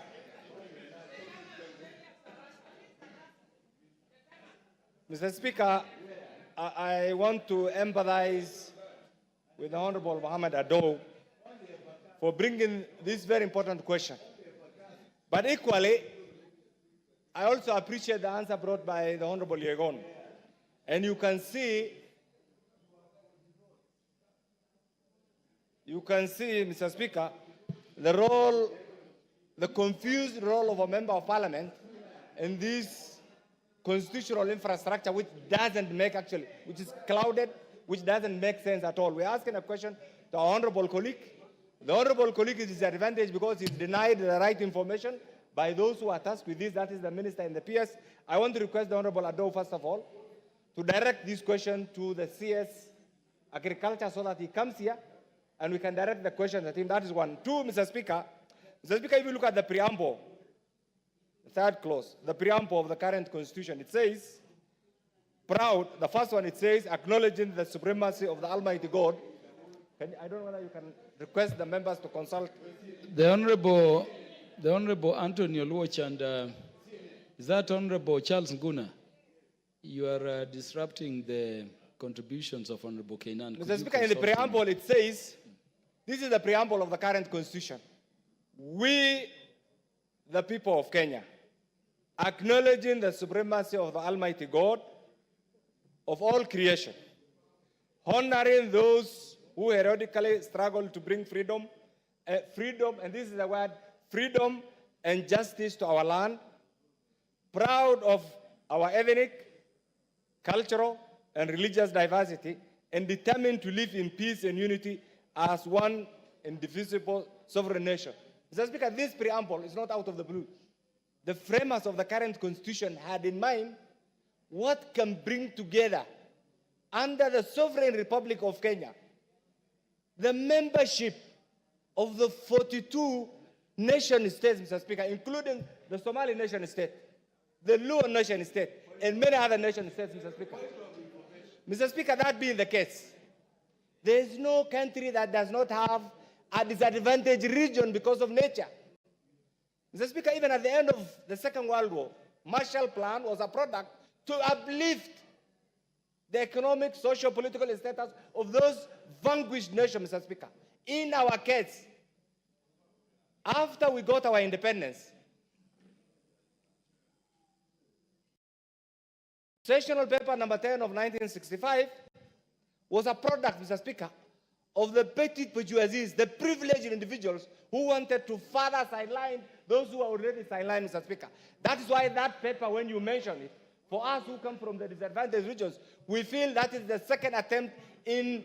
Yeah, the Honorable Omboko Milemba is on a point of order, Honorable Kainan. Just take your seat a minute. I have had a very keen interest in this matter, Honorable Speaker. And more than often, whereas I want to stand with the people and the citizens within the arid areas, and I'll be speaking on this later to support you, but I don't believe that is in order for an honorable member, and which they do often and all the time, I'm a teacher of history and government, to keep on referring to the sessional paper number 10 of 1965 as a very weak document, as a basis of the argument locus standi. The man behind that paper was Tom Mboya, a brilliant son of African Kenya who Kenyans wanted to forget. Let's indicate that things have since changed, but the sessional paper 10 of 1965 is not a document to vilify on the floor of this House simply because we want to achieve what we are now intended to achieve. Thank you, Honorable Speaker. Honorable Mboko, that is a point of argument. I'll, of course, be giving you a chance to give us further perspectives. But be done, be done. Trying to amplify is this. And I want to plead with the patron of the pastoralist parliamentary group. The era of lamentation is gone. Let's forget about that. The framers of the current constitution gave us an opportunity to catch up with other Kenyans by providing for the Equalization Fund. The Equalization Fund has not been implemented. Yet we are over 105 members of parliament in this August House. We need to go back to the drawing board. Let me finish this. We need to go back to the drawing board and deal with decisively, legally, constitutionally, for those who want to further marginalize, and you know them, they are in offices. These are the technocrats. What I want to suggest is this. Under the leadership of the pastoralist parliamentary group, this is a very important issue. We will not allow to go to the next decade under this marginalization. So what I want to say is this, Mr. Speaker. This question, the Minister of, I am in receipt of a document. It's not only the Minister of Agriculture. In fact, irrigation is not defined irrigation, livestock. If you go to both the Bretton Woods institutions and the World Bank, Mr. Speaker, one of the things that you will realize is that all funds directed, and I want Honorable Ado to hear this, all funds meant, Mr. Speaker, for the disadvantaged region are being diverted by the technocrats. It is not the mistake of the members of parliament, it is the mistake of the technocrats in the ministries. So I want to suggest, Mheshimiwa Ado, bring a motion, we censure that person who is in charge of this particular phenomenon. Bring a motion, bring a question so that the minister can be taken to task.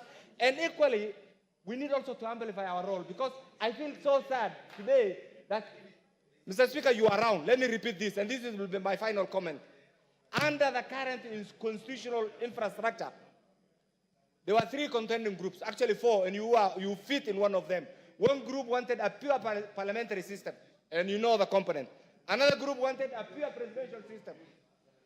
2 other groups, another group wanted devolution, and finally, those who are disadvantaged, we said, can we have equalization and devolution? These 2 are not working today.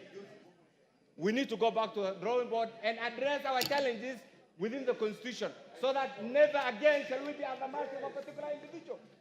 We will not claim to be marginalized again and cry for the mercy of individuals who are not better than us. So I want to resist. That is not the approach. Let us deal with the technocrats who want to use through their cocoon approaches to further marginalize, so that they remember also in this modern day Kenya, Mr. Speaker, I shall not, my rights will not be at the mercy of any individual. The rights of my constituents should not be at the whim of any individual, Mr. Speaker. It should be God-driven right, it should be constitutionally placed, constitutionally driven, and constitutionally centered rights, Mr. Speaker. And that's why the framers were very generous.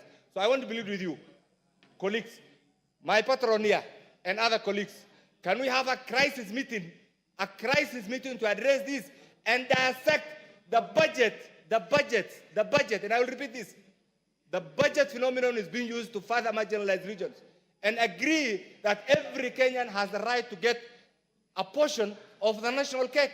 It is not a favor. It is not a privilege. It's not something that will be going to the offices to go and demand for this. So, Mr. Speaker, will be demanding. Bring that report, bring that question to the floor, and certainly we will take those individuals to task. Thank you, Mr. Speaker. The Honorable Beatrice Elachi.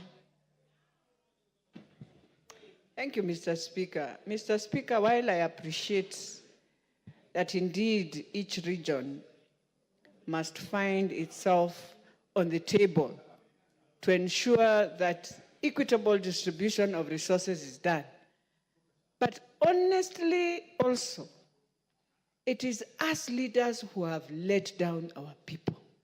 You cannot tell me since we started devolution that the monies that have gone to counties, and especially we agreed as a country that monies of devolution will be more than any other region, so that our brothers and sisters from the ASAL area can also grow based on that, and also the monies of Equalization Fund.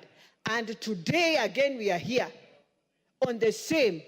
If it is NCGDF, we are the same. I will tell you in Nairobi, if you are talking about poverty, you are talking about people do not have, people are sleeping hungry. Walk into Nairobi houses, you will find that. But for us to always close our eyes and assume that it will be always business as usual. Mr. Speaker, very soon we shall be telling ourselves here, every constituency must have a shareable from this division of revenue, so that we see this development we always talk about. So I just want to tell my brothers, your governors have also failed you. They need to have developed this area for the last 14 years, Mr. Speaker. I don't support this, Mr. Speaker. This was a request for statement. We neither require support or opposition to it. And I think we have done enough with it. Honorable Sarah Korere, what is burning so much? I've only allowed this because the matter is important, but I want to give directions on it. And I've also allowed it only because the CS is not coming and we have an extended sitting. But members would agree we are beyond our deliberation on statements for the time, therefore.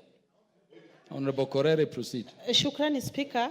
Na Mheshimiwa Spika, napenda kukubaliana na ndugu yangu Mohamed Ado, na pia namsikitikia sana mwenzetu aliyojaribu tu kujibu hiyo swali kwa niaba ya wizara ama idara husika. Mheshimiwa Spika, nilipokuwa nasikiza majibu yake ni ya kukasirisha pia kidogo. Maana ukweli ni kwamba kuna fedha tu taslimu ambayo imeachwa katika idara hii ili kushughulikia maneno ya sehemu kame katika kukuza chakula, ili tusiwe watu wa kuombaomba. Saa zingine watu wetu wanawekwa kwa aibu kila siku kusimama na gunia kuongojea kupewa kilo moja ama kilo mbili ya mahindi. Kwa hivyo Mheshimiwa, nataka kusema hivi, majibu waliopeana ni ya kukera sana na haina msingi yoyote. Na saa zingine pia hawa chairman ama chairman wa kamati waje waangalie sana, wasije wakadhalilishwe na hawa mawaziri kwa kupeana majibu kiholela holela ambayo haijibu chochote ambayo kimeulizwa. Asante Mheshimiwa Spika. The Honorable Bishop Koske.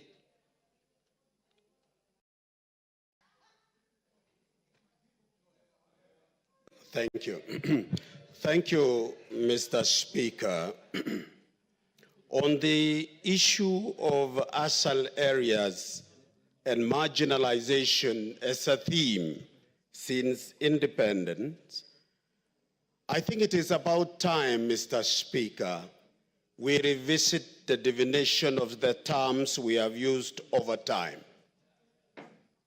This country, after 60 years of independence, and even after, through our constitutional guidance as established by Article 204 of our Constitution, where the Equalization Fund was domiciled, it is about time that we think ASAL areas could be even richer than all other parts of the country. 88% of the land mass underneath, Mr. Speaker, we got natural resources which needs to be exploited into the interest of our people. In fact, we have minerals. So we need to improve from 0.5 just for sinking boreholes and doing these mitigative projects, Mr. Speaker, into real survey of our natural resources lying underneath. In fact, in marginalized areas and in ASAL areas, got wealth that it has, in estimation, you will find it can run the economy of this country more than 100 years to come. We have oil, we have minerals of any kind, and some people have gone into those areas for what you call speculation and bought land and privatize it because they know that it is quite rich. We would like to redirect these particular resources of 0.5 and enhance it even better and use it in discovering what can help our people from the ASAL areas. Mr. Speaker, I think this, I want to make my own point by saying let us advance this argument better and make it useful for our people. Thank you, Mr. Speaker. Honorable members, we have other statements to deal with.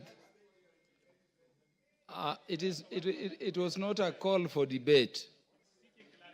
I want to give directions which will enable us to participate over the matter better and to come up with a more workable solution. I know Honorable Watch wants to speak about Mathare as ASAL. Honorable Rueda Obo wants to speak about Lamu as an ASAL. I can tell you there is a part of my constituency which does not receive enough rain, but it is not ASAL. So I want to direct as follows. I want to direct as follows. We have other business to transact and other reports also to receive. The manner in which this matter was approached is a bit restrictive because it was brought by way of request for statement. And looking at it, this is a matter that is raising fundamental policy around agriculture in our arid areas. It is a vast, a year over 80%. So I wanted to direct that with the interest shown and with the potential in these regions, if they were to be harnessed in terms of agricultural production, Honorable Brighton, go back to your committee, sit with the chair. You can invite all these members who are interested, give them due notice, call the cabinet secretary involved and undertake an inquiry so that you look at how this policy, if existent, is working, and if not existent, how we can do a policy around this to secure that the country is food sufficient. I think, honorable members, we leave it at that. Do you have the report in respect of the statement by Honorable Robert Gishimu ready? And Yes. is Honorable Robert Gishimu in the House? Yes. And Honorable Indikiri should be assured that if he has something to talk about this, he will be duly recognized. Proceed. Yes, Mr. Speaker, we are well guided on how we are going to approach this issue of promoting development of agriculture in dry and ASAL areas. Actually, the ministry has brought in 4 projects that they are working on in ASAL areas, and they have expounded, but we need to further instruct the ministry to give us the specific areas and the names of where they are implementing these projects, because they've given us so much projects, like 49 boreholes in small-scale irrigation and value addition projects, but they've not stated where it is. They've given us 419 kilometers of road networks that they are rehabilitating, but they have not given us the naming. So I think this one, we will tell the ministry to expound more on the same so that the members that are affected in the ASAL areas can be able to know even where these projects are being implemented. And as a committee, you can move suo moto, really. Yes, yes. Call the minister and just ensure that the interest that the members are putting forth are duly catered for in national interest. Yes, because these projects are billions, are in billions, and we must account for and give members or give farmers value for their money. Okay, I have a statement here. Response to statement regarding payment of tea bonuses from Kimunye and Tumaitha tea factories for the financial year 2023-2024. Honorable Brighton, have you given Honorable Robert Gishimu a copy of that statement? Yes, Robert Gishimu has a copy. Yeah, then would I request for the sake of time that you just move to the material parts? Okay. Yeah, because it's a long response. Response number 1 concerning Kimunye and Tumaita tea factories, the discrepancy with regards to bonus. Tea bonus is a second payment to tea farmers payable at the end of each financial year. And every month, the tea farmers in Kimunye and Tumaita tea factories are usually paid an initial amount of 25 shillings, which is an advance against their green leaf delivered, since the proceeds from the tea are only realized 45 days from the delivery of green leaf to the factory due to processing and sale activities. Tea bonus, which is actually what we call its second payment, is therefore the net of the price realized minus the cost of production, including the monthly payment. And there is an analysis to that effect between the 2 factories, which is Kimunye Tea Factory and Tumaita Tea Factories. Price realized at the tea auction is dependent on the quality of tea produced by each factory, which is dependent on the many factors, including the quality of green leaf, post-harvesting, handling, and manufacturing practices at the tea factory, in addition to the price of tea, which is also influenced by the historical tea buyers' perception regarding the quality of tea produced by specific tea factory, and other factors include prevailing demand and political situation in the market and the effects of global and economic shocks. In regards to this, the average price varies from factory to factory. There are also other issues like cost of production, which also varies from factory to factory depending on the cost within the factory, and transport, labor, administrative cost, the energy, among others. Factories with efficient machinery and operations are able to realize lower cost of production. And also, the tea bonus is usually calculated at the end of the financial year, after all revenue and costs have been determined, and financial statement prepared and audited by an external auditor. The financial statements are then presented to the factory boards for approval, together with the proposed rate of bonus subsequent to which the directors disseminate the same to the factory and shareholders. There is clarification on amount reserved on retained from farmers' payment per kilo of green leaves, and specific purpose of this reserve or retention, and whether they can actually be dispersed as part of additional payment to farmers beyond the declared bonus. And the response from the ministry is that from the above analysis, the only amount that has been retained can be distributed is 4,887 and 44 shillings for price stabilization in Kimunye Tea Factory.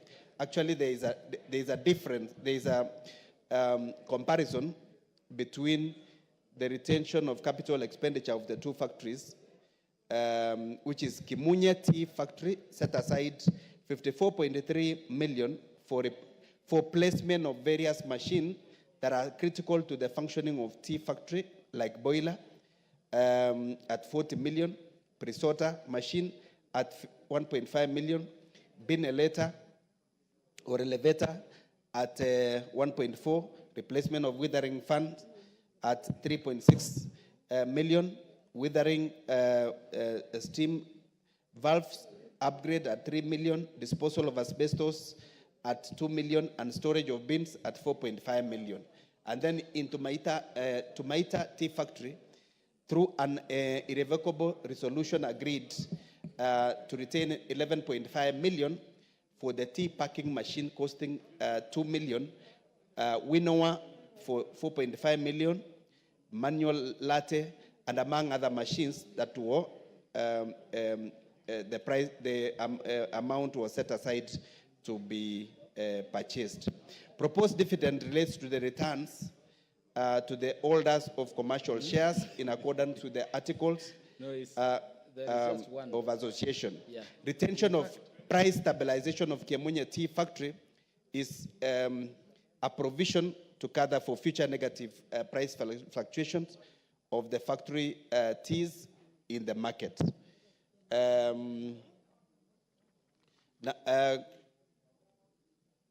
Statement sort number 4 is the basis in which KTDA National Chairman, Mr. Enos Njeru, publicly declared that the bonus payment for the period will be at least 60 per kilogram of green tea leaves. What is out of order, Honorable Pukosi? I don't want to disrupt the presentation by the Deputy Chair Agriculture. But Honorable Speaker, you gave a directive that he just goes into the material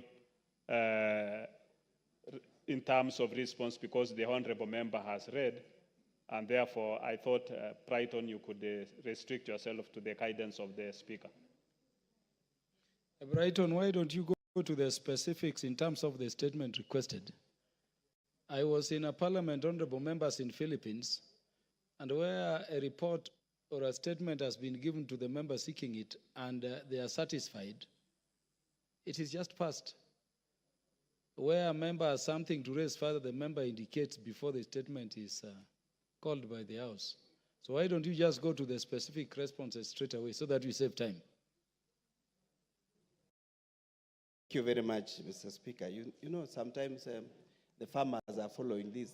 This matter of discrepancy between the bonus between different factories of KTDA is a thorny issue.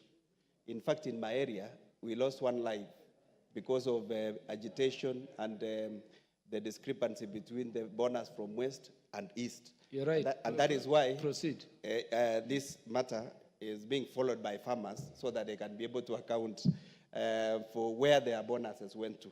And I'm in final actual response. Number 4, during the last election for directors held in July 2024, candidates for the position of tea factory directors, including Mr. Enos Njeru, who is also the zonal board member of KTDA, national chairman, used the rate of bonus payment as a bait to persuade tea farmers in voting for them. In regards, Mr. Enos Njeru promised tea farmers in Kirinyaga County that they would be paid 60 shillings per kilo of green leaves delivered to the factory. The promise was supposedly made based on the 9 months accounts, which is from July 2023 to March 2024, which usually has not taken into account certain expenditures like external audit fees, depreciation and amortization, taxation, and dividends. In addition, the factory tea prices declined from US dollar 3.2 in March 2024 to US dollar 2.8 in June 2024, while the exchange rate also declined from $1, which was equals to 139 shillings, to $1, which is now coming to 129 shillings over the same period. Consequently, the farmers in the region have been boycotting plucking of tea, agitating for an increase of bonus from the declared 46 to 60 shillings promised during the campaigns. However, normalcy has been resumed in the factory, but there was an attempt to hold a special general meeting on 15th of October to remove the current directors who were voted into office in July 2024. Of course, there is a summary of payment of green leaf by KTDA managed factories for the financial year 2023-2024. With those few remarks, Chair, that is the response by the ministry concerning the two factories, Kimunye and Tumait. The Honorable Robert Gishimu is no doubt satisfied. Thank you, Chair. Let me start by thanking the Chair, the Vice Chair, and the Committee on Agriculture for coming up with that response. Matters tea in my constituency are very, very important for almost half of the population who entirely rely on this crop. And I sought this statement so that I can be able to relate to the farmers who I represent, who normally sell their tea at Kimunye and Tumaita tea factories. And since the facts have already been given, and since there is also a pending comprehensive audit report from the Tea Board of Kenya, and these farmers will also be holding annual general meeting before the end of this year, I think this information will be very, very important for them to be able to ask all the relevant questions in respect of the tea bonus payments. I'm happy that all the farmers from Kemunya Tea Factory and Tumaita Tea Factory have resumed tea plucking, and so that they don't lose any. Actually, I advise them to continue plucking tea so that I can be able to follow up on this statement. So I'll be able to relate to them, but there are pertinent issues that will be raised from this response, because amongst the machines that have been listed to be bought by one of the factory called Tumaita Tea Factory, some are listed specifically, but there is an amount of 22.5 million set aside for various machines. So I think those are some of the clarifications my farmers will be seeking from the leadership of these factories, who are the directors. And finally, Chair, Honorable Speaker, I think it is important for the directors, when they are seeking for their votes, to be very cautious and very sensitive on matters, finances, and especially on T-bonus payment. They should not use figures as a bait for them to be elected, and which might also not be achieved, as it happened in this matter, because most of the issues that were raised was based on what had been promised. And if they had not verified on the issues of the sales, the issues, the dollar, and all those manner of things, I think I would advise them to be very cautious, including the chairman of the Kenya Tea Board of Kenya, which has already been admitted in the response, that he used that promise that tea factories will be paying in Kirinyaga not less than 60 shillings so that he can be elected. The chairman, KTDA, Mr. Enos Njeru, please do not mislead farmers. Give factual information on matters, figures. Where you don't know, leave it. The market will determine the figures that the farmers will be paid, but do not mislead the farmers. Thank you, Honorable Speaker. Thank you, Honorable Robert Gishimu. The Honorable Vice Chair for Agriculture Committee, you have the response for the Honorable Sarah Korere. Yes, I have response concerning list of agricultural development ADC land in Rumuruti in Laikipia County. Details of the private investor that the Agricultural Development Corporation leased 15,000 acres of land in Rumuruti, Laikipia County, and the response from the ministry is as follows. The Agricultural Development Corporation, ADC, through its subsidiary Land Limited, owns approximately 63,220 acres in Rumuruti, Laikipia County.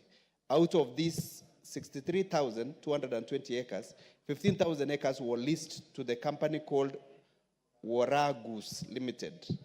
And the particulars of Waragus Limited directorship are as referenced in the attached CR12 document, and which there is a document there for CR12, and the report has been shared. Sarah Korere, Mheshimiwa. Number two, a report of the procedure followed by ADC in leasing of the said property, including the report on public participation conducted, if any. And the response from the ministry is as follows. The lease of property of Waragus Limited was conducted under the Authority of Agricultural Development Corporation Act, Cap 444, specifically Section 13. This section empowers the ADC board to engage in commercially viable ventures and also to enter into all such transactions as it deems necessary for or conducive to the performance of its function. According to the board, the board has the mandate to manage ADC resources, including leasing land to enhance economic benefit. In line to this mandate, board followed the procedure rules and procedures to ensure transparency and accountability in the investment of the project, which include leases, joint ventures, and concession arrangement. Public participation in the ventures is facilitated through open tendering as required by the procurement laws, ensuring fairness and openness with regards to the decision-making process. Therefore, in this case, the leasing process involved in the public participation through open tendering mechanism, fully complying with the relevant procedures, regulations, and maintaining the transparency expected in the ADC commercial ventures. And there is an attached extract dated 14 of September 2015 in the Annex 2. which has been given to Sarah Korere. Okay, number 3 and final one, steps to be taken to reverse the lease if determined to have been prearranged. And the response from the ministry is as follows. The lease agreement between the ADC and Waragus Limited provides for the termination and exit clause, which outlines the conditions under which either party can end the lease.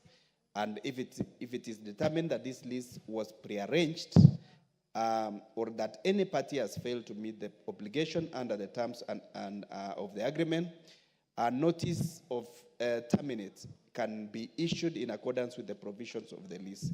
The termination process will begin by issuing a formal notice specifying the grounds for termination based on the failure of one or both parties to fulfill the obligation. And finally, this allows the reversal of the lease through mutual agreement, or if necessary through legal channels. If dispute arises regarding to compliance with the terms of the agreement, should both parties agree, the lease can be terminated amicably, or further legal procedures may be pursued if contested. Thank you very much, Mr. Speaker. That's the response from the ministry. The Honorable Sarah Korere.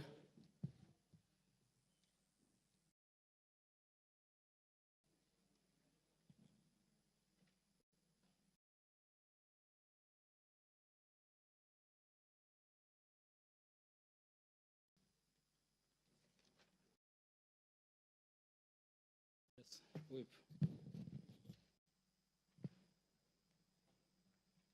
Thank you, Speaker.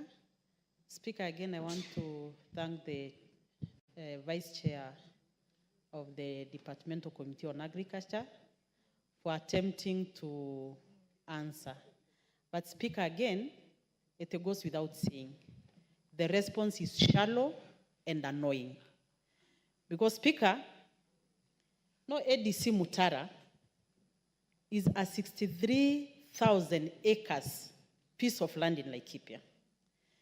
And clearly, the intentions of the government to have such a parastatal there was to do breeding and even upgrade the breeds of the neighboring communities who are pastoralists by breeding for them.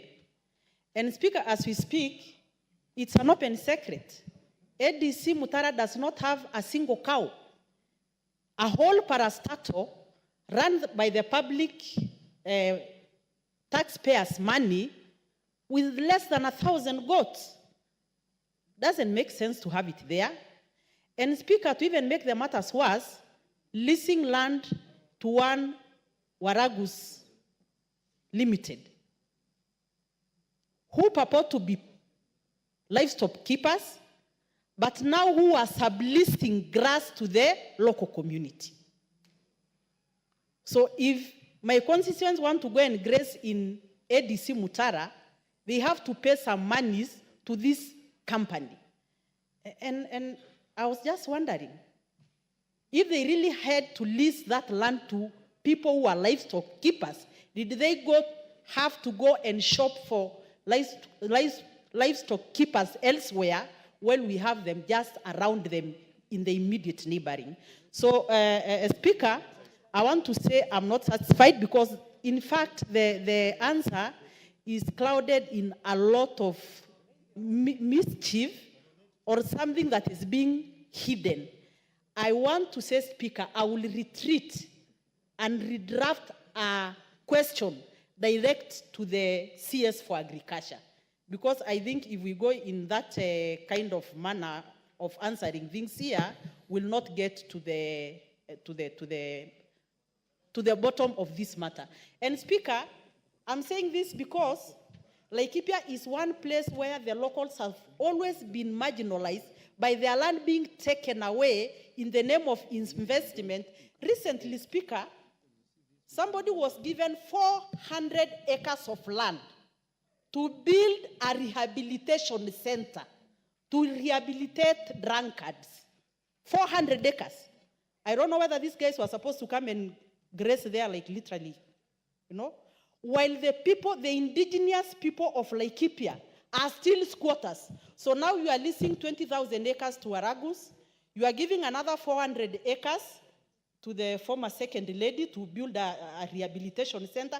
I'm in support of rehabilitating our youth, but I think 10 acres is enough to do a state-of-the-art rehabilitation center. That is why we cannot just sit here and see land being leased left, center, and right in the name of investors, but in real sense, people are stealing land from the locals. Honorable Brighton, do you want the committee to move on its own motion and interrogate the matter deeper, or you would prefer Honorable Correre brings the question? She indicates she may bring.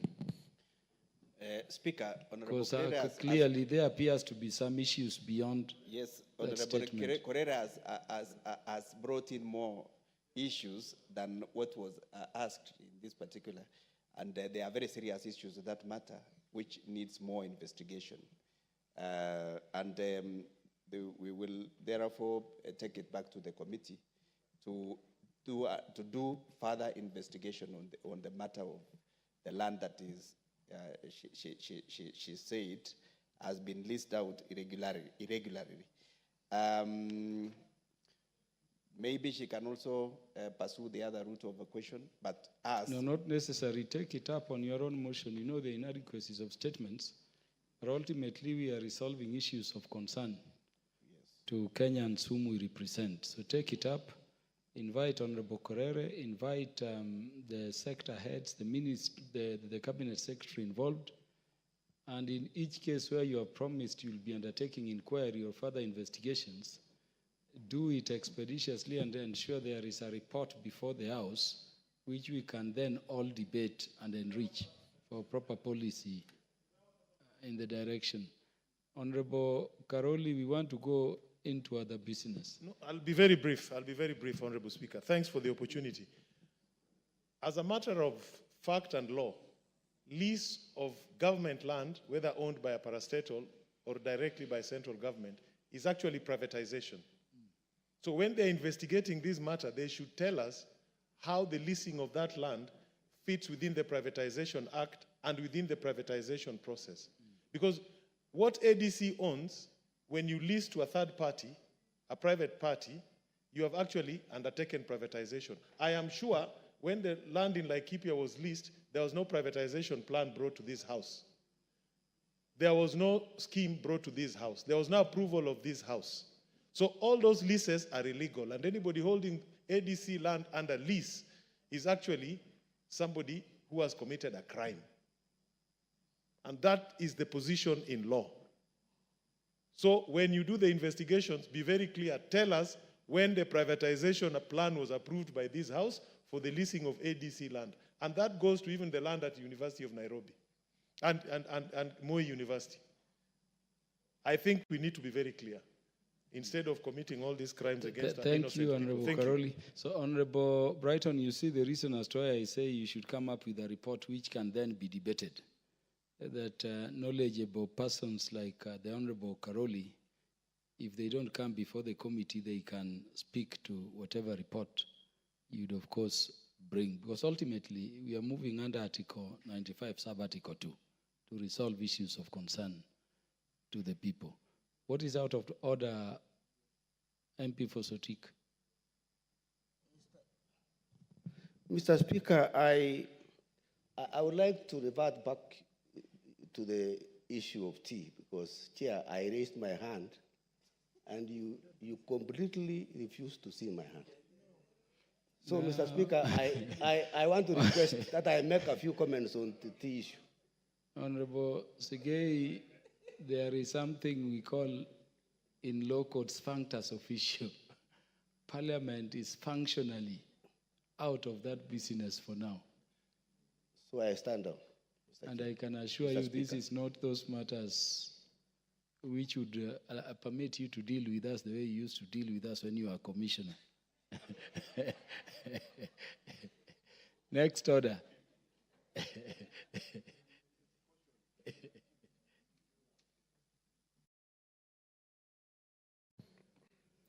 Order number 10, committee of the whole House. Members, we go into committee of the whole House to complete the Kenya Drugs Authority bill.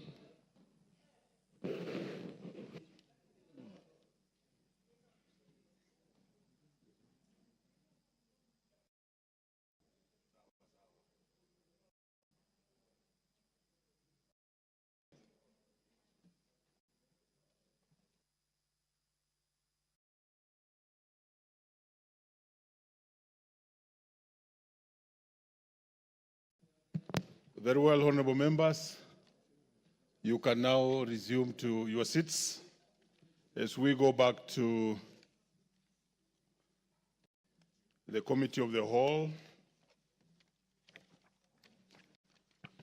on the Kenya Drugs Authority Bill, National Assembly Bill number 54 of 2022.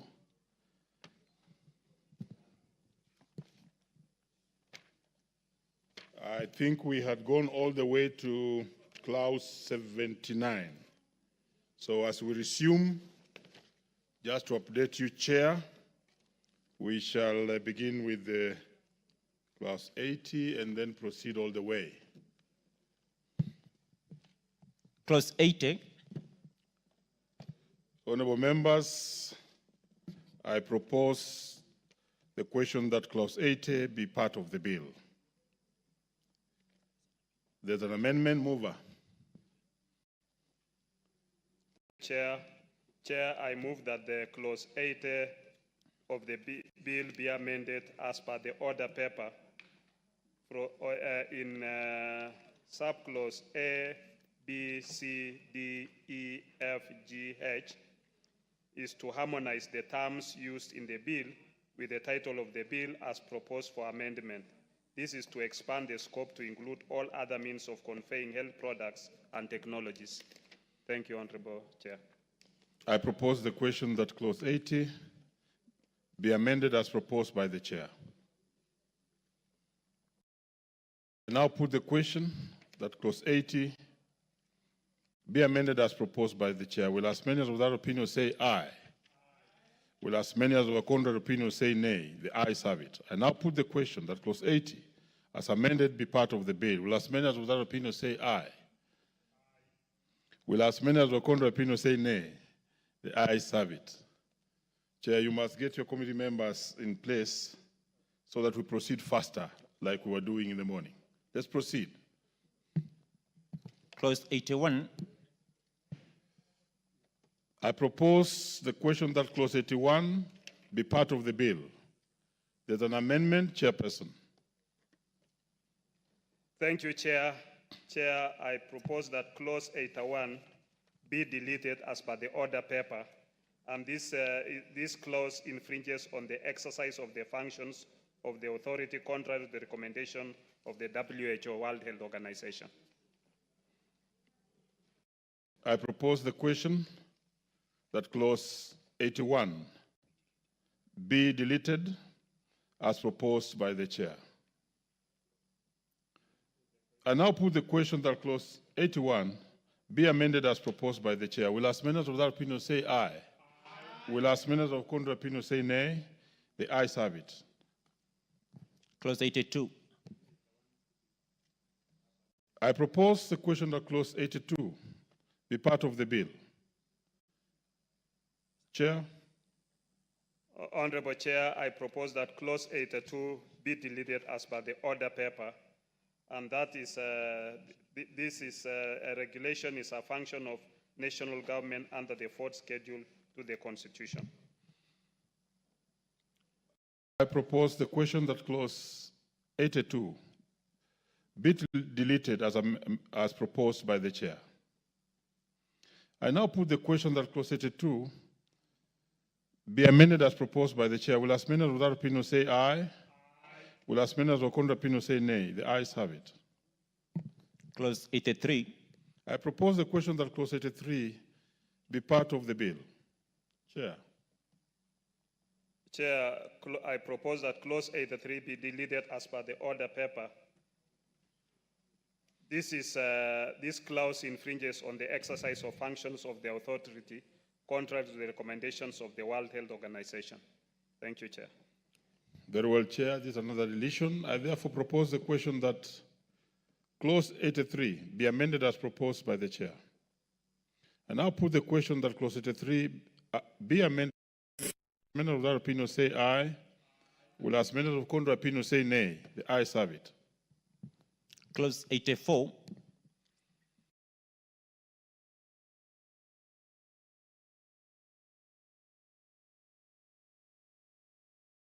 And therefore, I'll proceed to put the question, which is that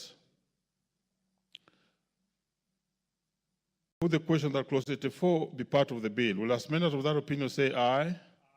Will as members of a contrary opinion say nay? The ayes have it. Clause 85. I propose the question that Clause 85 be part of the bill. Chair? Thank you, Chair. I propose that Clause 85 be deleted by deleting the word article wherever it appears and substitute therefore the words health product or technology to harmonize the terms used in the bill with the title of the bill as proposed for amendment. Very well. I propose the question that Clause 85 be amended as proposed by the Chair. I proceed to put the question that Clause 85 as amended be part of the bill. Will as members of that opinion say aye? Will as members of the contrary opinion say nay? The ayes have it. I now put the question that Clause 85 as amended be part of the bill. Will as members of that opinion say aye? Will as members of the contrary opinion say nay? The ayes have it. Clause 86. I propose the question that Clause 86 be part of the bill. Chair. Honorable Chair, I propose that Clause 86 be amended as per the order paper. This is to make enhance the general penalty for offences committed in relation to this bill and to make the fines payable commensurate to the imprisonment terms. I propose the question that Clause 86 be amended as proposed by the Chair. I put the question that Clause 86 as amended be amended as proposed by the Chair. Will as members of that opinion say aye? Will as members of contrary opinion say nay? The ayes have it. I now put the question that Clause 86 as amended be part of the bill. Will as members of that opinion say aye? Will as members of contrary opinion say nay? The ayes have it. Clause 87. I propose the question that Clause 87 be part of the bill. There's an amendment, Chair. Honorable Chair, I propose that Clause 87 be amended as per the order paper. This is to harmonize the term used in the bill with the title of the bill as proposed for amendment. Thank you. I propose the question that Clause 87 be amended as proposed by the Chair. I now put the question that Clause 87 be amended as proposed by the Chair. Will as members of that opinion say aye? Will as members of contrary opinion say nay? The ayes have it. I now put the question that Clause 87 as amended be part of the bill. Will as members of that opinion say aye? Will as members of contrary opinion say nay? The ayes have it. Part 14 of the bill. I propose the question that Part 14 of the bill be part of the bill. Chair. I propose that Part 14 be amended as per the order paper. This is to correct minor error in numbering of the parts of the bill. I propose the question that Part 14 be amended as proposed by the Chair. I now put the question that Part 14 be amended as proposed by the Chair. Will as many as without opinion say aye? Will as many as with contrary opinion say nay? The ayes have it. Clause 88. I propose the question that Clause 88 be part of the bill. An amendment, Chair. I propose that Clause 88 be amended as per the order paper. This is for proper drafting and consistency in the wording used in the statute book. I propose the question that Clause 88 be amended as proposed by the Chair. I now put the question that Clause 88 be amended as proposed by the Chair. Will as many as of that opinion say aye? Will as many as of contrary opinion say nay? The ayes have it.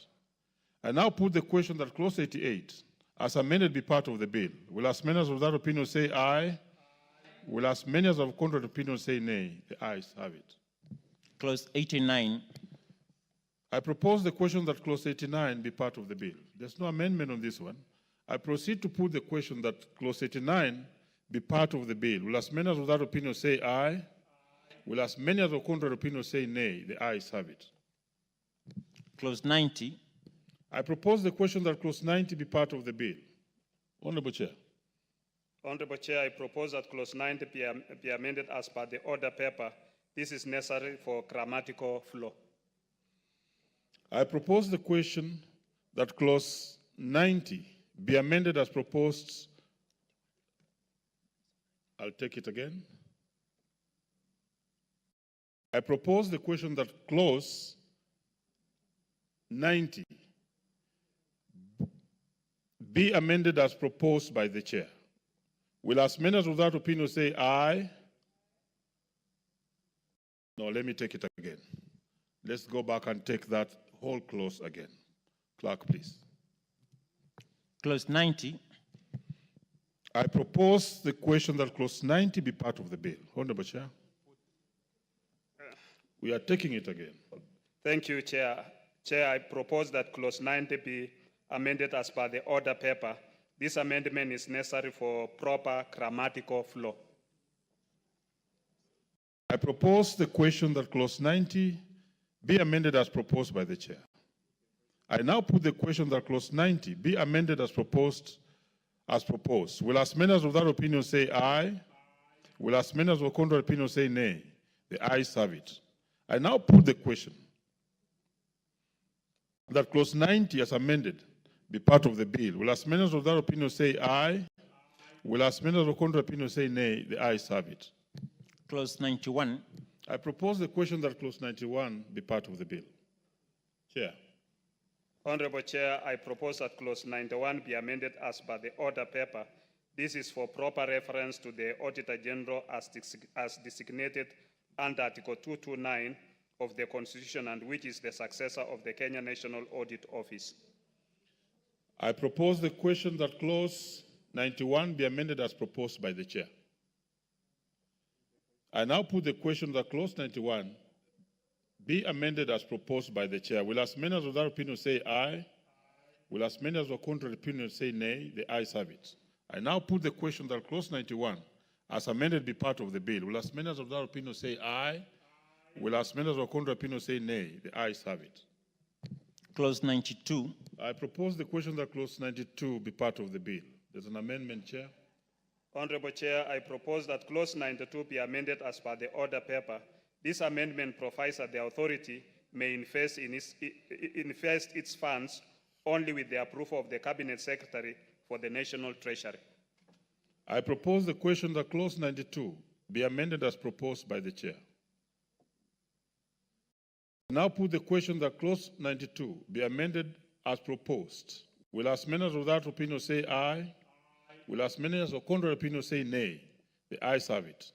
I now put the question that clause 92 as amended be part of the bill. Will as many as of that opinion say aye? Will as many as of contrary opinion say nay? The ayes have it. Clauses 93 and 94. I propose the question that clauses 93 and 94 be part of the bill. There are no amendments on these ones, and I proceed to put the question that clauses 93 and 94 be part of the bill. Will as many as of that opinion say aye? Will as many as of contrary opinion say nay? The ayes have it. Title to Part 15. I propose that Part 15 be part of the bill. Honorable Chair. Honorable Chair, I propose that Part 15 be amended as per the order paper. This is to correct minor error in numbering of the parts of the bill. I propose the question that Part 15 be amended as proposed by the chair. I now put the question that Part 15 be amended as proposed. Will as many as of that opinion say aye? Will as many as of contrary opinion say nay? The ayes have it. Clause 95. I propose the question that clause 95 be part of the bill. Is there an amendment on this one? quite a number. So deal with all of them. Honorable Chair, I propose that clause 95 be amended as per the order paper in A, which has 1, 2, 3, 4, 5, 6, 7, 8, 9, 10, 11, 12. This is for inclusion in pharmaceutical technologies who are currently involved in the dispensing of medicines and medical devices pursuant to the Pharmacy and Poisons Act, Cap 244, and their scope of training. In 12, which is to harmonize the terms used in the bill with the title of the bill as proposed for amendment. 13 is the general provision on the making of regulations, which is set out in the subclause 1. 14,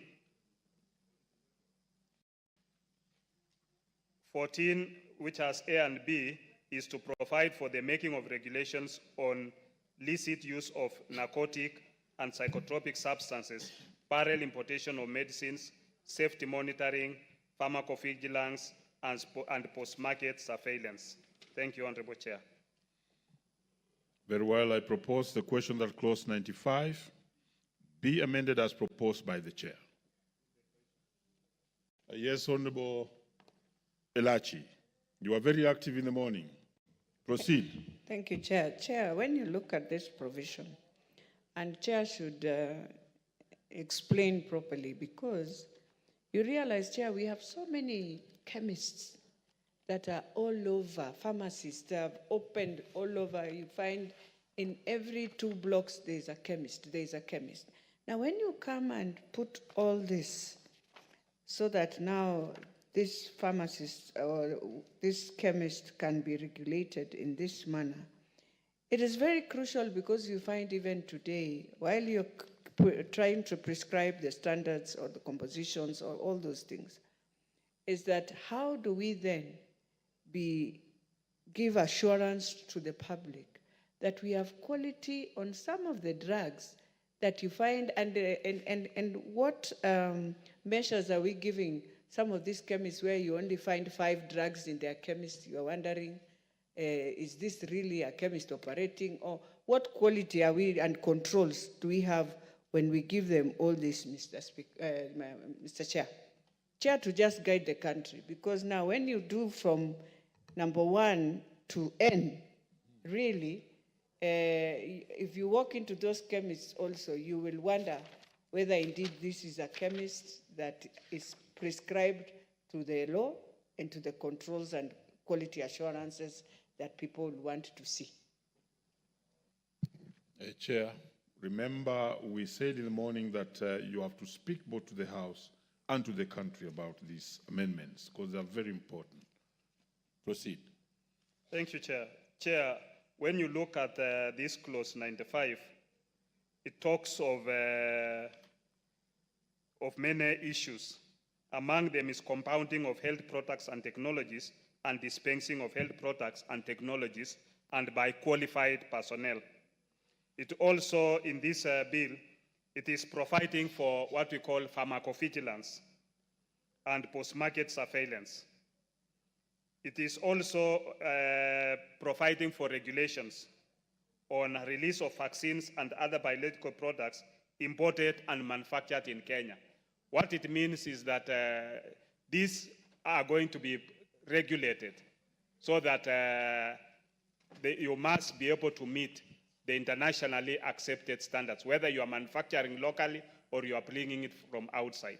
It also makes it necessary that you cannot be able, like when you go into some of the chemists, you might find that the people who are dispensing are not qualified. So in this bill, we are trying to make sure that we regulate who is that is dispensing and must be qualified, and must also be able to understand what product they are dispensing, whether it's a technology or whether it's a medicine or whether it's a vaccine. Thank you, Chair.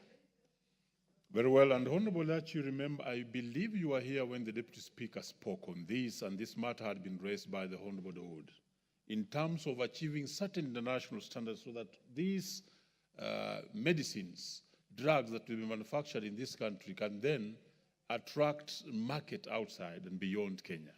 I hope that answers it. And therefore, let me put the question that clause 95 be amended as proposed. Will as many as of that opinion say aye? Will as many as of contrary opinion say nay? The ayes have it. I now put the question that clause 95 as amended be part of the bill. Will as many as of that opinion say aye? Will as many as of contrary opinion say nay? The ayes have it. Clause 96. I propose the question that clause 96 be part of the bill. Chair. Thank you, Chair. Chair, I propose that clause 96 be amended as per the order paper. In 96A, 1, 2, and B, this is to provide for the transition of both the Pharmacy and Poisons Board and the Board of Management of the National Quality Control Laboratory, as we are creating now a new board.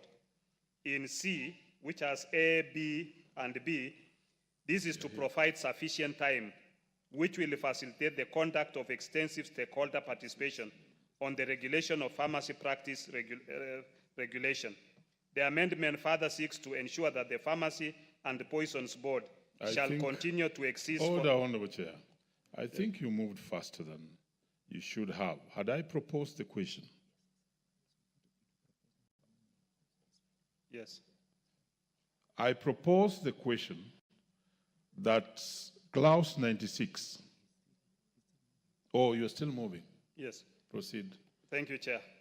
So in C, in subclause 3, which has A and B, is to provide sufficient time which will facilitate the conduct of extensive stakeholder participation on the regulation of pharmacy practice regulation. The amendment further seeks to ensure that the Pharmacy and Poisons Board shall continue to exist for a period of 2 years after the enactment of the bill for purposes of regulation of the pharmacy profession and pending the enactment of legislation by Parliament of a law to regulate the pharmacy profession. Thank you, Chair. Very well. I propose the question that clause 96 be amended as proposed by the Chair. I now put the question that clause 96 be amended as proposed. Will as many as of that opinion say aye? Will as many as of contrary opinion say nay? The ayes have it. I now put the question that clause 96 as amended be part of the bill. Will as many as of that opinion say aye? Will as many as of contrary opinion say nay? The ayes have it. Clause 97. I propose the question that clause 97 be part of the bill. Chair. Honorable Chair, I propose that clause 97 be amended as per the order paper. This is to prevent a lacuna in respect of a regulation of a pharmaceutical practice. Thank you, Chair. I propose the question that clause 97 be amended as proposed by the Chair. I now put the question that clause 97 be amended as proposed. Will as many as of that opinion say aye? Will as many as of contrary opinion say nay? The ayes have it. I now put the question that clause 97 as amended be part of the bill. Will as many as of that opinion say aye? Will as many as of contrary opinion say nay? The ayes have it. New clauses, new clause 27A.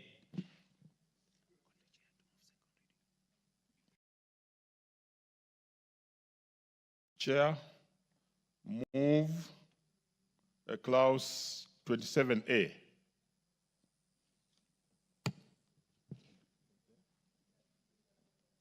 And remember, there's A, B, C, and D. We shall deal with them one by one. Yes. Honorable Chair, I move that new clause 27A be read a second time. Honorable Chair, this new clause 27A, a person who intends to import, manufacture, or sell a health product or technology shall apply to the authority for the registration of the health product or health technology in the prescribed form. 2, an applicant under subsection 1 shall specify the particulars of the person with appropriate knowledge of all aspects of the health product or health technology who shall be responsible for all communication between the applicant and the authority in the declaration page of the application form.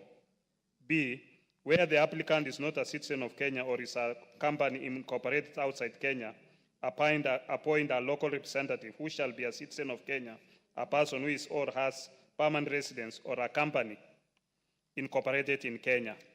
And 3, the application made under subsection 1 shall be accompanied by A, proposed label for use on the health product or technology, B, a copy of the manufacturing license of the health product or technology where applicable, C, a copy of the good manufacturing practice certificate from the authority and the regulatory authority of the country where the health product or technology is manufactured, D, a copy of certificate of analysis from a quality control laboratory recognized by the authority where applicable, E, a copy of the marketing authorization or certificate of registration of the health product or technology from the regulatory authority of the country where the health product or technology is sold.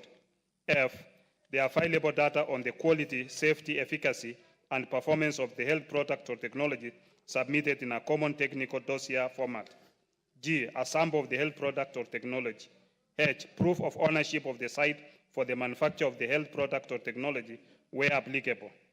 I, where the applicant is not a citizen of Kenya or is a company incorporated outside Kenya, a copy of the agreement appointing the local representative. J, where the application relates to a health product or technology which is registered with a foreign regulatory body, 1, a copy of certificate of registration, 2, professional information relating to the health product or technology, and 3, the conditions of the registration of the health product or technology. K, proof that the applicant holds a valid practicing license issued by the body responsible for the profession of pharmacy.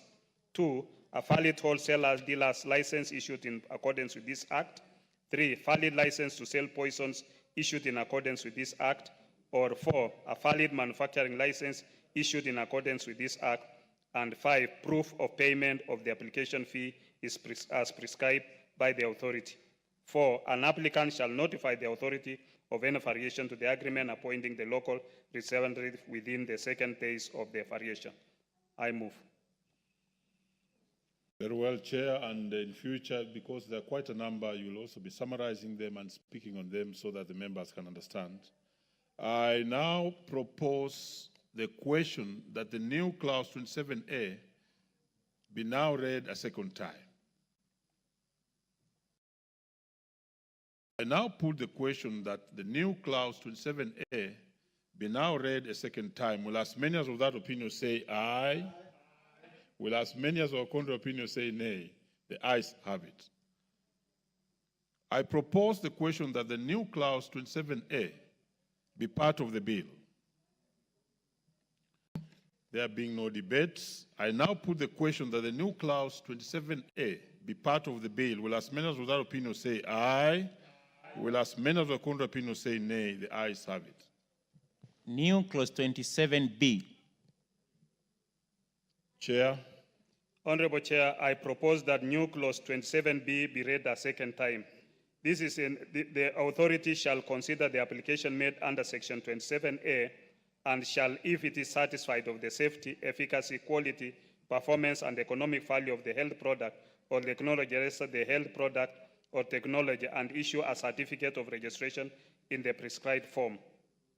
2, the authority may, while considering the application, approve the details as supplied by the applicant or approve it with such amendments as it may consider appropriate in respect of the following particulars as per the order paper as A, B, C, and C has 1, 2, 3, and 4, 5, 6, and then 3. When evaluating an application, the authority may subject a sample of the health product or technology to an evaluation by an analyst, and B, consider the evaluation report of the analyst that has evaluated the health product or technology.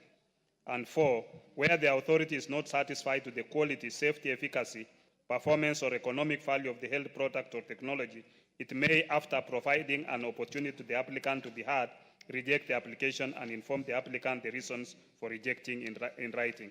I move.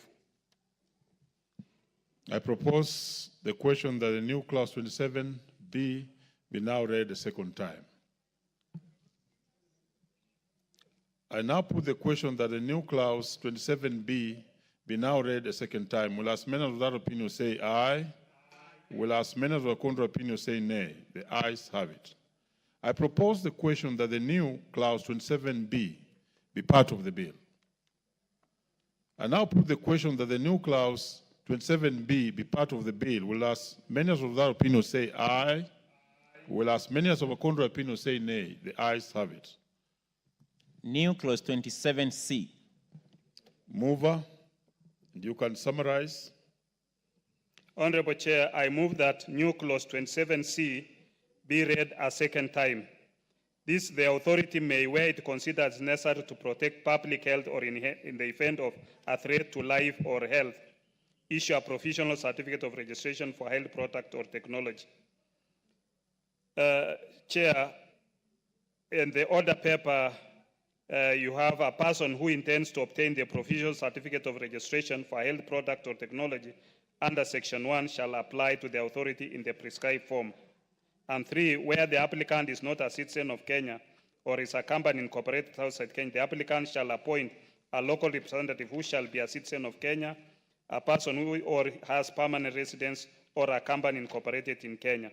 And 4, an application under subsection 2 above shall be accompanied by documents indicated as A, B, C, and under C, which is talking about proof that the applicant holds 1, valid practicing license issued by the board responsible for the profession of pharmacy. 2, a valid wholesaler dealer's license issued in accordance with this act. 3, a valid license to sell health products or technologies issued in accordance with this act.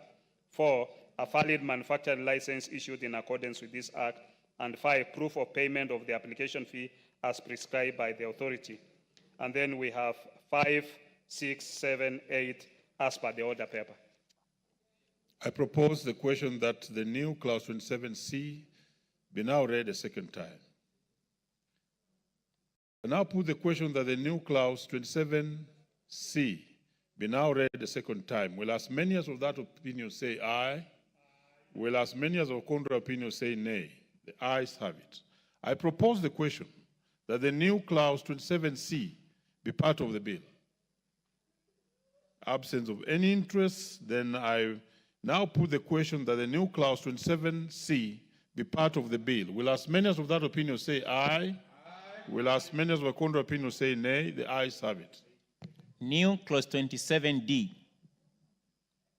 Mover. Honorable Chair, I move that new clause 27D be read a second time as per the order paper. And this is to provide new clauses in the handling of applications of product licenses by the authority. Thank you, Chair. I propose the question that the new clause 27D be now read a second time. I now put the question that the new clause 27D be now read a second time. Will as many as of that opinion say aye? Will as many as of a contrary opinion say nay? The ayes have it. I propose the question that the new clause 27D be part of the bill. I now put the question that the new clause 27D be part of the bill. Will as many as of that opinion say aye? Will as many as of a contrary opinion say nay? The ayes have it. New clause 29A. Mover. Honorable Chair, I move that the new clause 29A be read a second time. And as per the order paper, this is to provide for authorization of health products and technologies imported into the country, including the requirement for patch or lot release in line with WHO requirements. Thank you, Honorable Chair. I propose the question that the new clause 29A be now read a second time. I now put the question that the new clause 29A be now read a second time. Will as many as of that opinion say aye? Will as many as of a contrary opinion say nay? The ayes have it. I propose the question that the new clause 29A be part of the bill. And I now put the question that the new clause 29A be part of the bill. Will as many as of that opinion say aye? Aye. Will as many as of a contrary opinion say nay? The ayes have it. New clause 29B. Mover. Honorable Chair, I move that new clause 29B be read a second time, and this is to make provision for parallel importation of health products and technologies. Thank you, Chair. I propose the question that new clause 29B be now read a second time. I now put the question that the new clause 29B be now read a second time. Will as many as without opinion say aye? Will as many as with contrary opinion say nay? The ayes have it. I propose the question that the new clause 29B be now read a second time. I now put the question that the new clause 29B be part of the bill. Will as many as without opinion say aye? Will as many as with contrary opinion say nay? The ayes have it. New clause 36A. Mover. Honorable Chair, I move that new clause 36A be read a second time as per the order paper. This is to provide for effective regulation of clinical trials by the authority. I propose the question that the new clause 36A be now read a second time. Now put the question that the new clause 36A be now read a second time. Will as many as without opinion say aye? Will as many as with contrary opinion say nay? The ayes have it. I propose the question that the new clause 36A be part of the bill. I now put the question that the new clause 36A be part of the bill. Will as many as without opinion say aye? Will as many as with contrary opinion say nay? The ayes have it. New clause 46A. Mover. Honorable Chair, I move that new clause 46A be read a second time. And this is to provide, as per the order paper, this is to provide for dietary supplements which will enhance the regulation of food supplements by the authority. Thank you, Chair. I propose the question that the new clause 46A be now read a second time. Now put the question that the new clause 46A be now read a second time. Will as many as without opinion say aye? Will as many as with contrary opinion say nay? The ayes have it. I propose the question that the new clause 46A be part of the bill. I put the question that the new clause 46A be part of the bill. Will as many as without opinion say aye?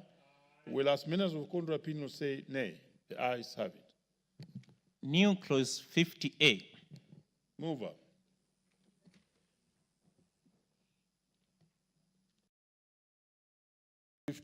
A. On page 2932. Honorable Chair, I move that new clause 50A be read a second time as per the order paper. And this is to enhance transparency on the ingredients used in therapeutic cosmetics in line with the good manufacturing practices. I propose the question that new clause 50A be now read a second time. I now put the question that the new clause 50A be now read a second time. Will as many as without opinion say aye? Will as many as with contrary opinion say nay? The ayes have it. I propose the question that the new clause 50A be part of the bill. I now put the question that the new clause 50A be part of the bill. Will as many as without opinion say aye? Will as many as with contrary opinion say nay? The ayes have it. New clause 59A. Mover. Honorable Chair, I move that new clause 59A be read a second time as per the order paper. This is to make provision for the registration of establishments for medical devices. Thank you, Chair. I propose the question that the new clause 59A be now read a second time. I now put the question that the new clause 59A be now read a second time. Will as many of that opinion say aye? Aye. Will as many as of a contrary opinion say nay? The ayes have it. I propose the question that the new clause 59A be part of the bill. I now put the question that the new clause 59A be part of the bill. Will as many as without opinion say aye? Will as many as of a contrary opinion say nay? The ayes have it. New clause 59B. So another new clause. Mover. Honorable Chair, I move that new clause 59B be read a second time as per the order paper. And this is to anchor the role of the authority in the regulation of pharmacovigilance in the country. Thank you, Chair. I propose the question that the new clause 59B be now read a second time. I now put the question that the new clause 59B be now read a second time. Will as many as of that opinion say aye? Will as many as of contrary opinion say nay? The ayes have it. I propose the question that the new clause 59B be part of the bill. Now put the question that the new clause 59B be part of the bill. Will as many as without opinion say aye? Will as many as contrary opinion say nay? The ayes have it. Schedules. First schedule. Honorable members, we move to schedules. And on the first schedule, there's no amendments. I therefore propose the question that the first schedule be the schedule of the bill. And because there's no amendment on this one, I put the question that the first schedule be part of the bill. Will as many as without opinion say aye? Will as many as with a contrary opinion say nay? The ayes have it. Second schedule. I propose the question that second schedule be the schedule of the bill. There is an amendment. Mover. Thank you, Honorable Chair. I move that the second schedule of the bill be amended by deleting it. This is the chairperson, board members, and director general of the authority are not state officers and hence do not need to subscribe to an oath. Very well. I propose the question that the second schedule be amended as proposed by the chair. I now put the question that the second schedule be amended as proposed by the chair. Will as many as without opinion say aye? Will as many as with contrary opinion say nay? The ayes have it. I now put the question that the second schedule be amended, as amended, be part of the bill. Will as many as without opinion say aye? Will as many as with contrary opinion say nay? The ayes have it. Third schedule. I propose the question that the third schedule be the schedule of the bill. Chair. Honorable Chair, I propose that third schedule be amended by deleting the third schedule. The matters of tenure of office, allowances, protection from liability, and disclosure of interest by board members are already provided in the main bill.